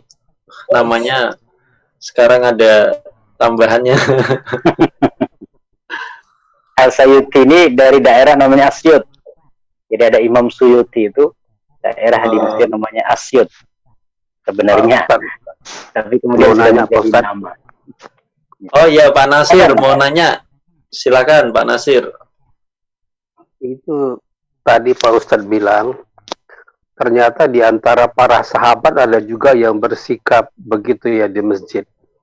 Artinya berdoa sampai diusir sama Umar bin Khattab, disuruh bekerja. Jadi semacam apa itu Pak Ustadz ya? Maaf ya. Seperti orang kejawen gitu Pak Ustadz ya. Ya, Sudah Pak Nasir pertanyaannya? Tadi Pak Ustadz bilang Ya. ketika Umar bin Khattab menyuruh sahabat-sahabatnya jangan lagi berdoa di masjid, lebih bagus keluar bekerja cari nafkah daripada berdoa minta terus sama Allah Subhanahu wa taala. Jadi saya teringat banyak orang Indonesia yang begitu dari ajaran-ajaran tertentu. Ya, silakan Ustaz. Ya, yang pertama saya tidak memastikan itu apakah sahabat atau enggak. Kemungkinan itu tabi'in. Artinya ketika Umar bin Khattab menjadi khalifah itu kan Rasulullah sudah meninggal. Kemungkinan itu orang-orang yang baru masuk Islam sepeninggal Nabi Sallallahu Alaihi Wasallam. Artinya bukan dari generasi sahabat. Wallahu alam. Tapi ketika kita membayangkan generasi sahabat, bukan berarti mereka itu benar-benar makhluk yang bebas dari suatu kesalahan gitu ya. Ada sahabat tuh yang sudah pernah kita singgung. Ada sahabat itu yang izin kepada Rasulullah. Rasulullah, boleh tak aku berzina? Boleh tak aku berzina? Ini mungkin sudah kita singgung ya sebelumnya. Sudah kita singgung sebelum. Ya Rasulullah mengatakan, coba kalau seumpamanya kamu punya anak perempuan, anak kamu dizinai orang, mau enggak? Enggak mau. Kamu punya ibu kamu dizinai orang, mau enggak? Kamu punya bibi kamu dizinai orang, mau enggak? Kamu punya saudara perempuan dizinai orang, enggak mau. Ya sudah, kalau kamu enggak mau ya jangan lakukan itu, begitu kan. Nah, artinya di zaman sahabat itu orangnya juga enggak artinya seakan-akan kita itu memposisikan sahabat itu benar-benar bersih, tidak ada dosa.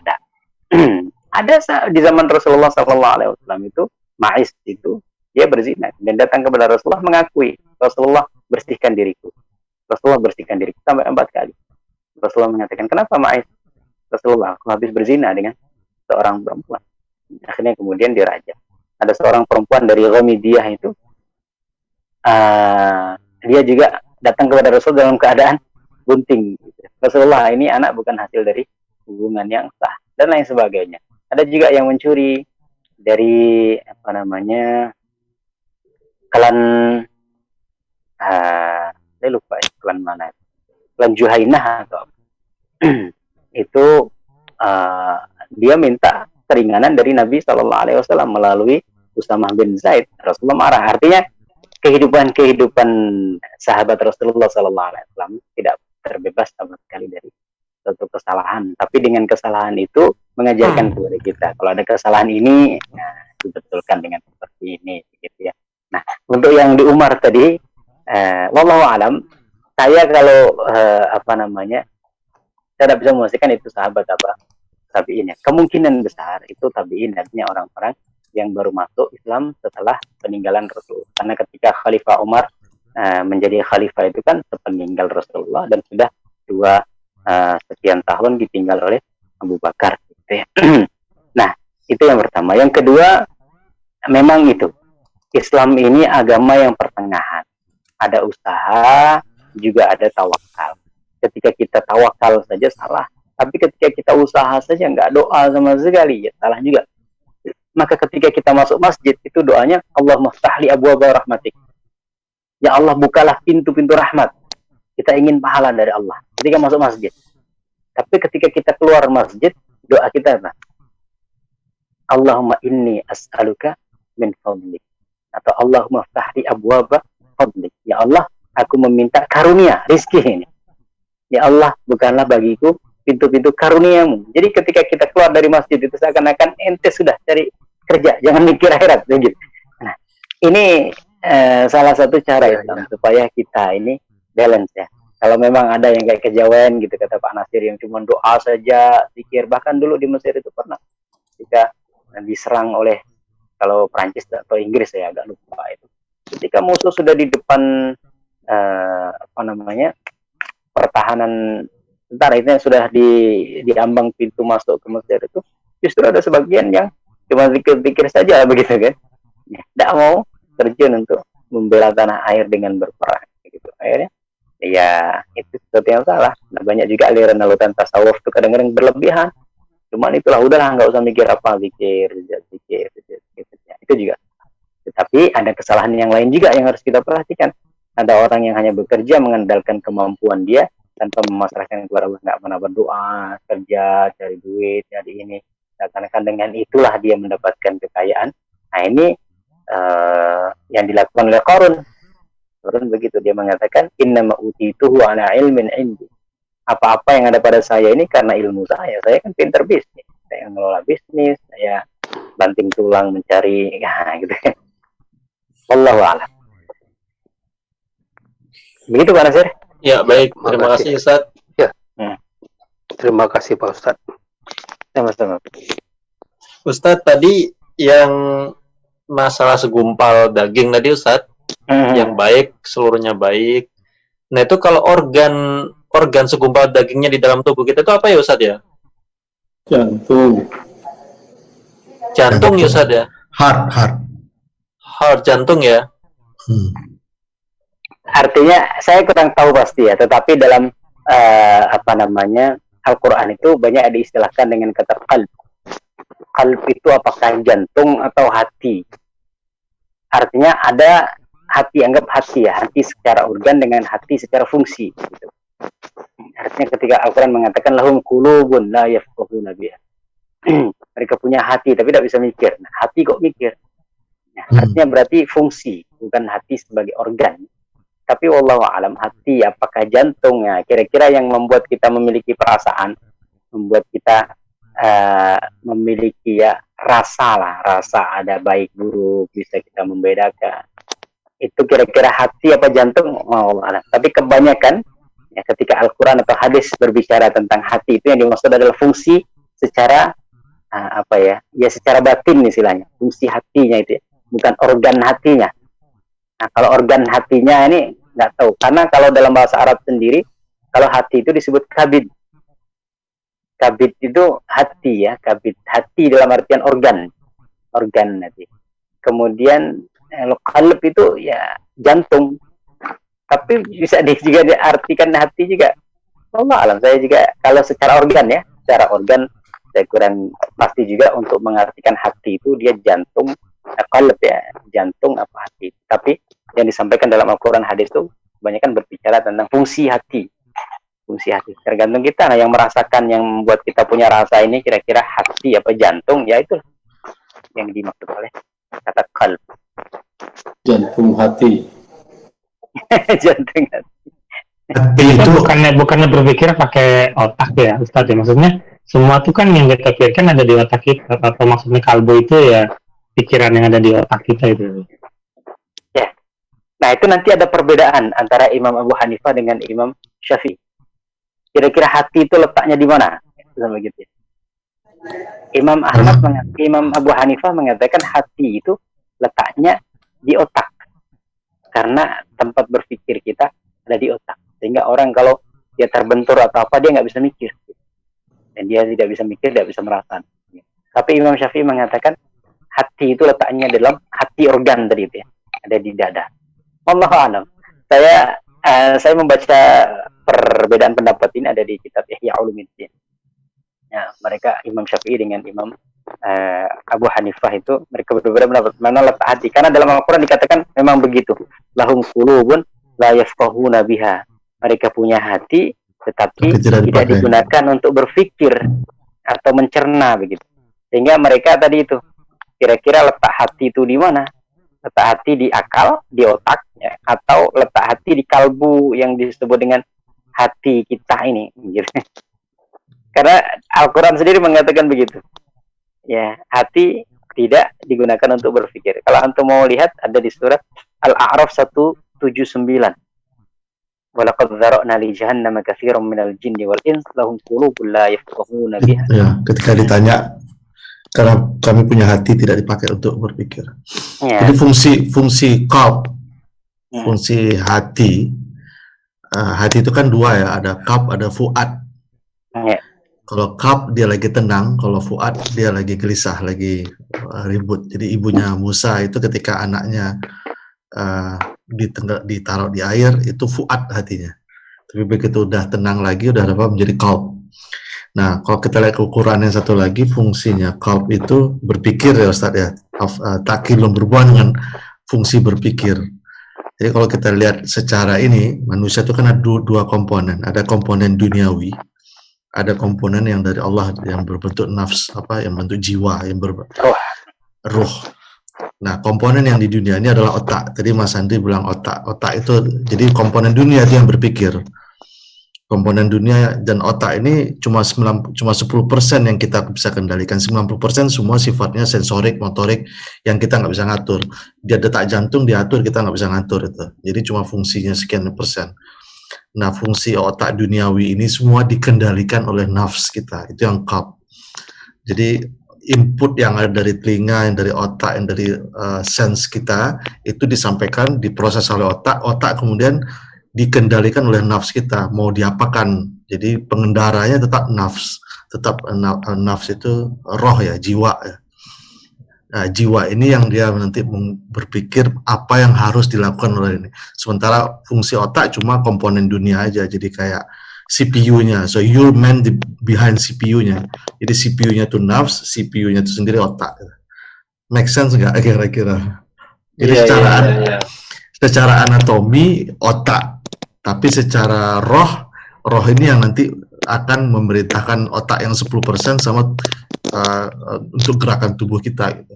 Jadi nafs kita yang menggerakkan, melangkah ke sana. Otak kita tinggal menjalankan aja supaya sensor-sensor kaki berjalan ke situ. Jadi, nah yang dihukum itu nafs kita, karena nafs kita yang mengendalikan otak dan semua sensor tubuh anatomik. Mantap nih penjelasan orang IT. kayaknya itu otak itu CPU, terus kalbu itu software gitu kayak. Iya, software semua. Nah, yang itu sifatnya dunia, CPU. Yang ininya, yang dari Allah tuh rohnya. Roh itu yang mengendalikan itu nanti. Nanti begitu rohnya diambil, otaknya udah hilang, nggak ada fungsi itu. Sampai beberapa detik dia masih bisa dicangkok kan, tapi setelah itu dia nggak ada fungsi lagi. Jadi penggerak utamanya itu, pemberi nyawanya itu adalah roh itu. Insight. Jadi termasuk ini ya, organ yang bisa bereaksi terhadap emosional, spiritual itu kan apa, jantung ya. Itu nafs semua, nafs itu yang ngatur. Kita takut jantung kan berdetak kencang. Kayak termasuk misalkan dibacakan ayat-ayat Al-Quran, bergetarlah hatinya gitu kan.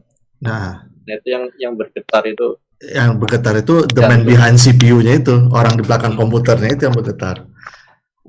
Nah, dia perintahkan otak kemudian ngasih sensor ke hatinya untuk bergetar. Menyampaikan sensornya ke kulitnya untuk berkeringat. Itu fungsi otak. Dan fungsi otak cuma 10% yang bisa dikuasai nafsu. 90% itu udah otomatis diciptakan software sama Allah.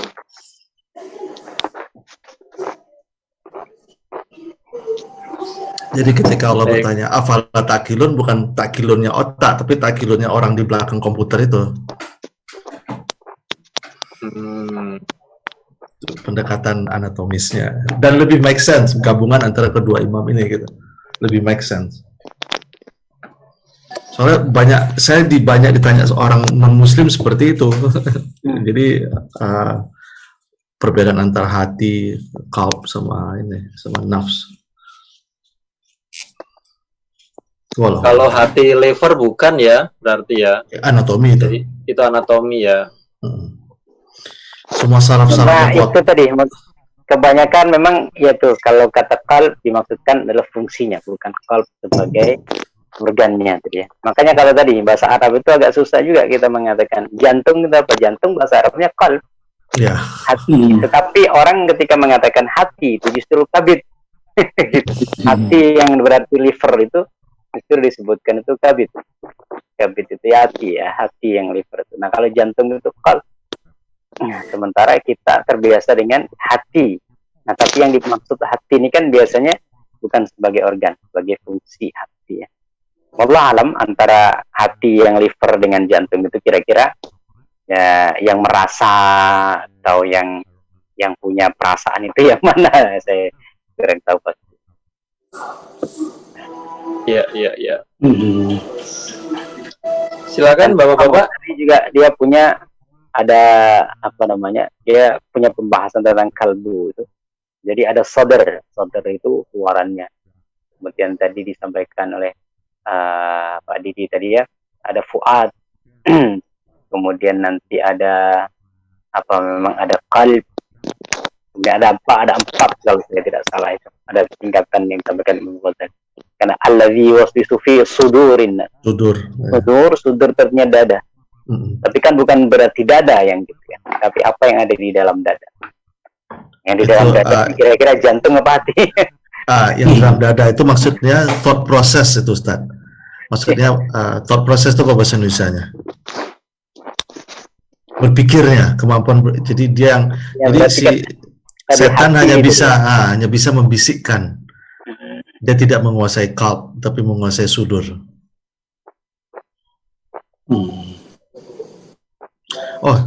Saya mau nambah dikit, Ustaz tadi bercerita mengenai apa topiknya ya. Saya langsung ngaitkannya, saya catat kaitannya, tapi saya lupa topik yang tadi mengenai orang Indonesia yang bekerja di Hong Kong gitu ya.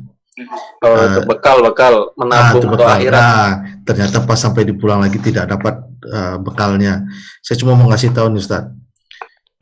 Sebanyak orang Indonesia yang terutama tenaga kerja wanita kita yang ada di Hong Kong ini yang pulang kembali ke Indonesia dan berhasil secara finansial. Alasan mereka hampir 100% finansial untuk membantu keluarga, uang, utang dan seterusnya.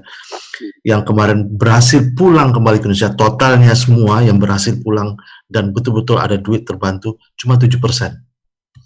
93% balik lagi, uang habis, balik lagi akhirnya ke Hong Kong. Tambah terjerat utang, tambah hura-hura, ada 93% itu tidak. Jadi betul-betul banyak sekali ininya. Ada yang udah 15 tahun, 20 tahun tinggal di sini, uang tabungannya 0. Itu data dari mana tadi? Maaf.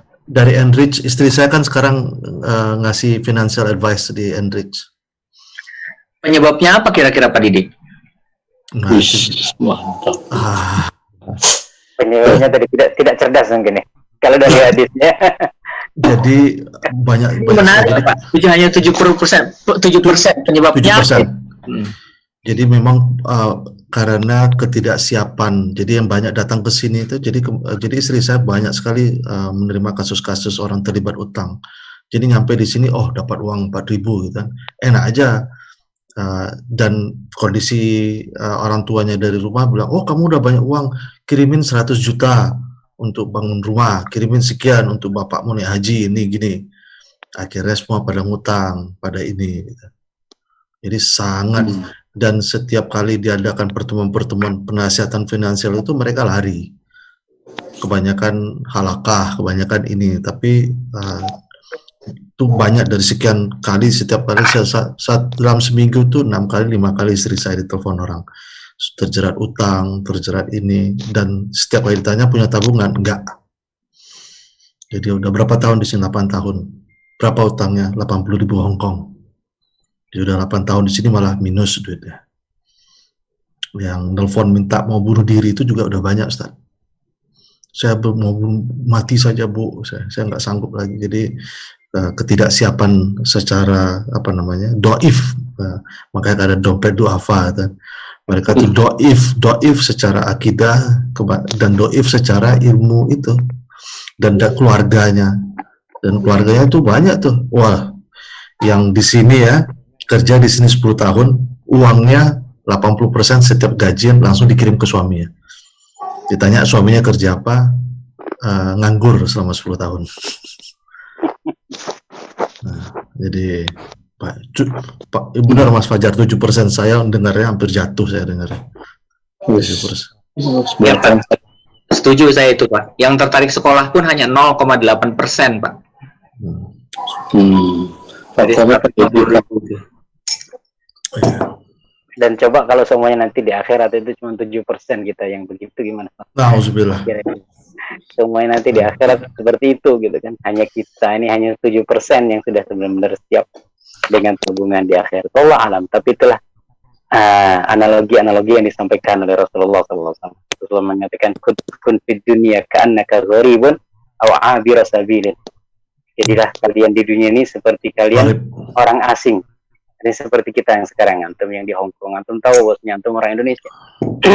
Sehebat-hebatnya antum di sana pasti ngerasa masanya saya orang asing, gitu kan, saya akan kembali. Jadi Rasulullah mengatakan, jadilah kalian di dunia ini sebagai orang asing, sehingga kita nggak akan berbuat seenaknya. Abiru sabilan, atau orang yang hanya sekedar mampir, transit lah. Antum transit, mau ke Hong Kong, transit Malaysia, nggak mungkin bisa keluar dari bandara, mungkin lama-lama kan, pasti mikir, harus persiapan. Bahkan kadang-kadang kita nggak bisa keluar sama sekali. Artinya, ini tinggal 5 jam kita, nggak berani keluar bandara. Kita pasti persiapan, nunggu bener-bener panggilan gitu. Kapan dipanggil pemberangkatan untuk penerbangan. Jadi walaupun kadang-kadang kita transit beberapa jam itu, kita tidak tenang kan, tidak bisa ngapa-ngapain seenak gitu. Dan Imam Syafi'i itu, beliau masih muda sudah bawa tongkat. Suatu kali dia ditanya sama seseorang, wahai Imam, engkau masih muda, kenapa engkau bawa tongkat? Seharusnya yang bawa tongkat itu orang yang sudah tua. Dia mengatakan, saya bawa tongkat supaya saya sadar bahwasanya saya ini adalah abirus sabil. Saya di dunia ini cuman orang asing, cuman musafir. Saya kenapa bawa tongkat supaya saya ingat terus, saya di dunia ini cuman musafir. Allahu a'lam. Ya, ini pelajaran. Nah, kita mungkin bisa menyentuh kawan-kawan kita untuk memahamkan tentang akhirat ini dengan keadaan yang kita alami semua lah, ya. Analogi yang sangat bagus ini Rasulullah. Pak Bambang bersuara kayaknya. Iya, tadi enggak bersuara. Cuma nyatet. Tapi layarnya berpindah ke antum. Iya. Silakan yang lain tambahan atau kalau Pak Bambang dia tanahnya di mana-mana, jadi ini. Jadi amin. Agak berbeda amin, dengan ya kita. Kalau amin berarti belum dong. Iya, makanya. Kalau alhamdulillah berarti sudah. Kalau amin berarti belum. Ya belum, makanya salah itu. Aminnya dia untuk doakan kita.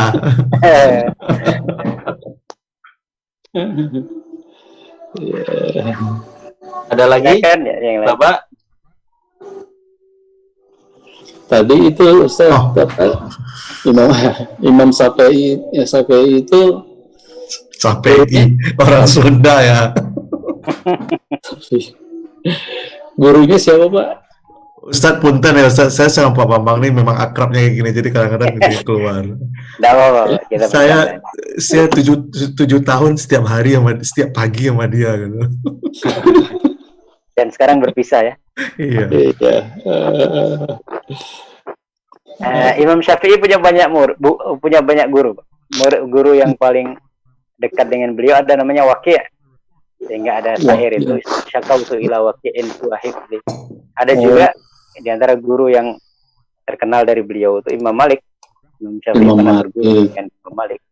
Yang ada cerita soal tadi itu dia yang masalah dia diam aja di masjid, terus yang satunya harus usaha gitu. Imam Syafi'i bilang kita harus usaha dong, dia bilang gitu. Ya gitu, akhirnya dia kerja di anggur tuh, di pertanaman anggur. Terus sorenya dia dapat, terus dia datang ke gurunya gitu. nih kalau usaha nih saya dapat nih makanan tuh, dia bilang gitu ke gurunya gitu. Terus dia kasih ke gurunya itunya anggurnya itu, karena merasa dia benar gitu Imam Syafi'inya. Terus gurunya ambil makan tuh dia sambil senyum-senyum, ya. Oh, kenapa kamu senyum-senyum? Ya iya, saya dari pagi ini saya nggak kemana-mana, saya masih di sini, saya ngajar, saya ini. Tapi kan sama, saya juga dapat anggur juga.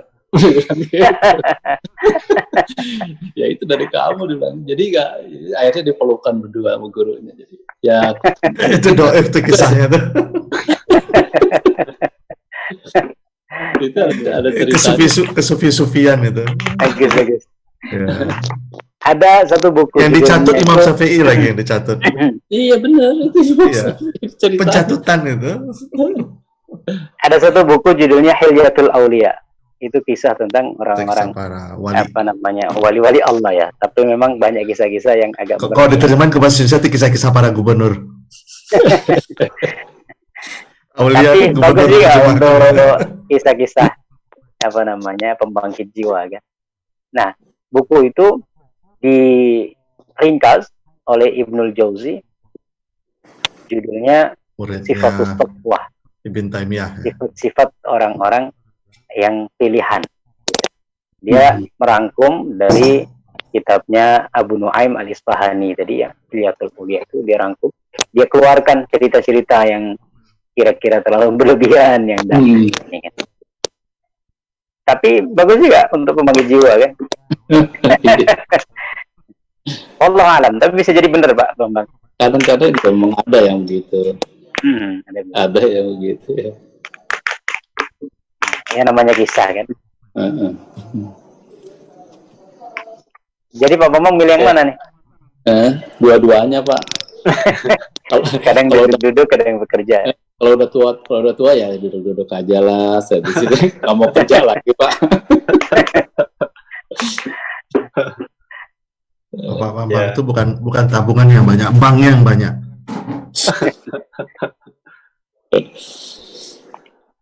Baik, cukup ya, Bapak. Ya, baik ya. Ya. Oke. Baik, alhamdulillah. Pak Ghazali, sudah Pak Ghazali? Nggak ada pertanyaan Pak Ghazali?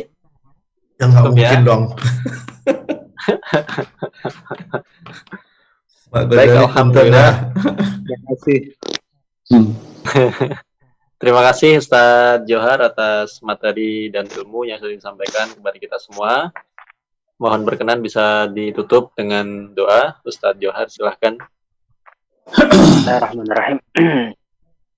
Kita akhiri kegiatan pengajian kita pada malam hari ini.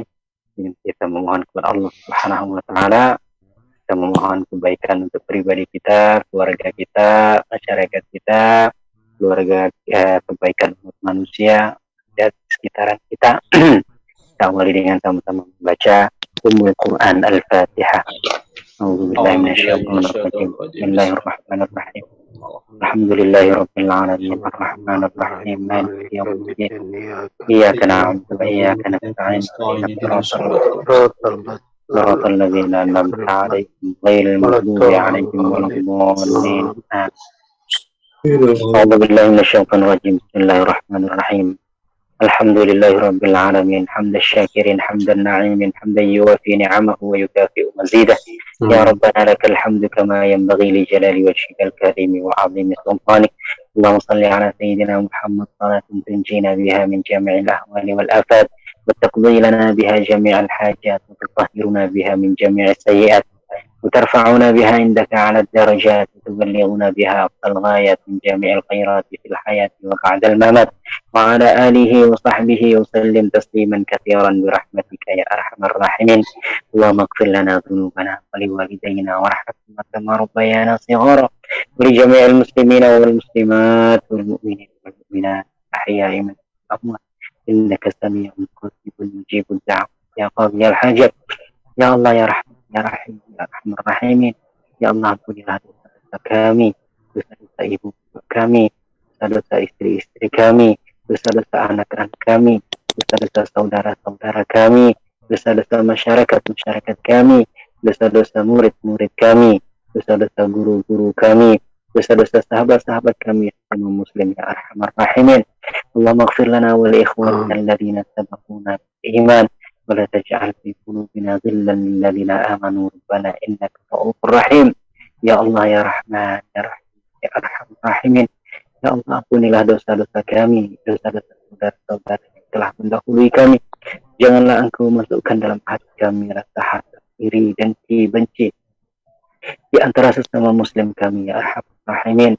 Allahumma arinal haqqa haqqan warzuqna ittiba'ah wa arinal batila batilan warzuqna ijtinabah. Ya Allah, tunjukkanlah kepada kami yang hak adalah hak, yang benar adalah benar. Berikanlah kami kemampuan untuk mengikutinya ya Allah. Dan tunjukkanlah kepada kami yang batil itu batil, dan berikanlah kami karunia untuk dapat menjauhinya ya Allah. Rahimin. Allahumma astur auratina wa amin rawatina wa amin nasi amanina. Ya Allah, tutuplah aib-aib kesalahan dan kekurangan kami. Berikanlah ketenangan dalam jiwa kami. Berikanlah ketenangan kami hidup di negeri kami. Allahumma la tusallit alaina bi dhunubina man la yakhafuka fina wa la yarhamuna. Ya Allah, janganlah Engkau jadikan orang-orang yang berkuasa atas kami orang-orang yang tidak takut kepadamu dan tidak mengasihi kami. Allahumma ansuril Islam wa a'izzal muslimin wa aslih wulatal muslimin wa alif baina qulubihim wa ansurhum ala aduwwika wa aduwwihim. Ya Allah, menangkanlah agama Islam ini, berikanlah kemuliaan kepada kaum muslimin, persatukanlah hati-hati mereka ya Allah, persatukanlah pemimpin-pemimpin mereka ya Allah, persatukanlah pemimpin-pemimpin mereka, betulah mereka untuk memenangkan agamamu di antara musuh-musuhmu ya arhamar rahimin.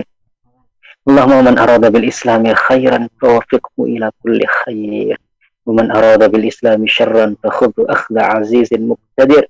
Ya Allah, barang siapa yang menginginkan kebaikan bagi agamamu Islam ini, maka berikanlah kebaikan pada dirinya. Barang siapa yang menginginkan keburukan atas agamamu ini, sesungguhnya azab pedih. Rabbana hab lana min azwajina wa dhurriyyatina qurrata a'yun waj'alna lil muttaqina imama. Ya Allah, jadikanlah keturunan-keturunan kami, anak-anak dan zuriat kami sebagai orang-orang yang saleh dan salihah, sebagai penyejuk hati, penawar kegundahan kami. Jadikanlah mereka pemimpin bagi orang-orang bertakwa. Allahumma srif 'anna al-bala' wal waba' wal amrad wal mihan wal fitan ma dhahara minha wa ma batan min baladina hadha khassatan wa min buldanil muslimin 'ammah. Ya Allah, jauhkanlah dari kami, hindarkanlah dari kami hal-hal yang buruk bagi kami. Jauhkanlah dari kami bala, bencana, musibah, kelaparan, kekeringan, tanpa longsor, banjir, dan segala keburukan ya arhamar rahimin. Allahumma afrigh alaina sabran tsabbit aqdamana wa ansurna 'alal kafirin. Ya Allah, berikanlah keteguhan hati untuk selalu berada di jalan ya Allah ya arhamar rahimin. Allahumma ya amanal khaifin aminna mimma nakhaf. Ya Allah, Engkaulah zat yang memberikan rasa aman, berikanlah kami rasa aman dari apa-apa yang menakutkan kami. Ya amanal khaifin najjina mimma nakhaf. Wahai zat yang memberikan rasa aman, jauhkanlah kami dari apa-apa yang tidak kami inginkan. Ya amanal khaifin salimna mimma nakhaf. Wahai zat yang memberikan rasa aman, hindarkanlah kami ya Allah, selamatkanlah kami dari apa-apa yang kami takutkan. Rabbana atina fid dunya hasanah fil akhirati hasanah wa qina adzabannar. Allahumma rzuqna rizqan halalan thayyiban mubarakan wasi'a wa amalan mutaqabbalan wa shifaa'an min kulli da'in mustaqam. Ya Allah, karuniakanlah kepada kami rezeki yang halal, rezeki yang baik, rezeki yang Kau berkahi ya Allah. Hindarkanlah kami dari rezeki yang buruk, rezeki yang Engkau berkahi ya Rahimin. Rabbana hab lana min azwajina wa dhurriyyatina qurrata a'yunin waj'alna lil muttaqina imama. Rabbana atina fid dunya hasanah wa fil akhirati hasanah wa qina adzabannar wa adkhilna al-jannata ma'al abrar. Ya Allah ya Rahman ya Rahim ya arhamar rahimin wa ya akram. Sallallahu ala sayyidina Muhammadin an-nabiyil ummi wa ala alihi wa sahbihi wa sallam. Subhana rabbika rabbil izzati amma yasifun. Wassalamun ala al-mursalin walhamdulillahi rabbil alamin. Alhamdulillahirabbil alamin. Jazakallahu khairan katsiran kepada Ustaz Johar dan juga bapak-bapak sekalian yang sudah hadir pada malam hari ini. Mari kita tutup dengan membaca hamdalah. Alhamdulillahirabbil alamin, dan doa penutup majelis. Subhanakallahumma wa bihamdika, la ilaha illa anta, astaghfiruka wa atubu ilaik. Sampai bertemu lagi di pengajian berikutnya insyaallah. Billahi taufik wal hidayah. Mohon maaf atas segala kekurangan. Wassalamualaikum warahmatullahi wabarakatuh. Waalaikumsalam warahmatullahi wabarakatuh. Terima kasih, Pak.